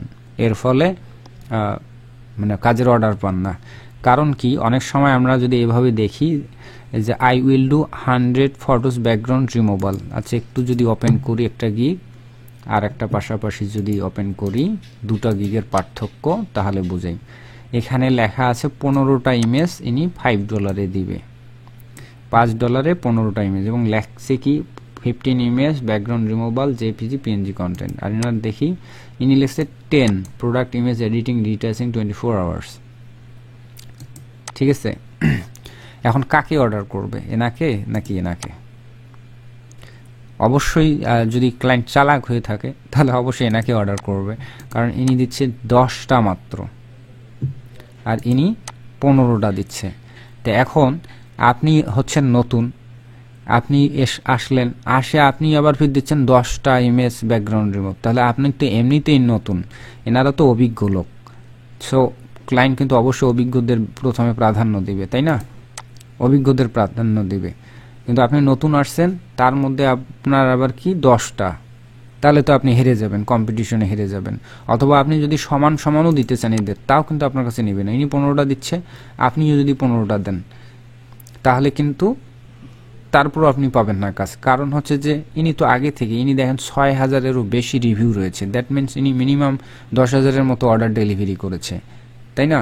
এনার কোয়ালিটি দেখেন 5 স্টার রেটিং, আর ইনি কিন্তু দেখেন 10টার জন্য কিন্তু এনার রেটিংয়েরও অবস্থা খারাপ আছে, 4.9, মানে হয়তো বা অ্যাক্সিডেন্টলি কোনো কারণে কোনো জায়গায় মিস্টেক হলে এইরকম হয়, এটা কোনো আহামরি কিন্তু খারাপ না, খুবই ভালো আর কি।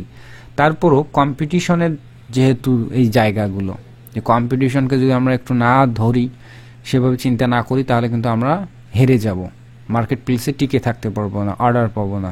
তো আমি মনে করি যে নতুনরা যারা আসবে, অন্তত 15টা জায়গায় 30টা দেওয়ার চেষ্টা করতে হবে। এখন 30টার কথা যখন লিখবো $5, তখন নতুনরা ভয় পাবে যে কিভাবে সম্ভব, এ ভাই এর চাইতে কাজ করার চাইতে না করাই ভালো, তাই না?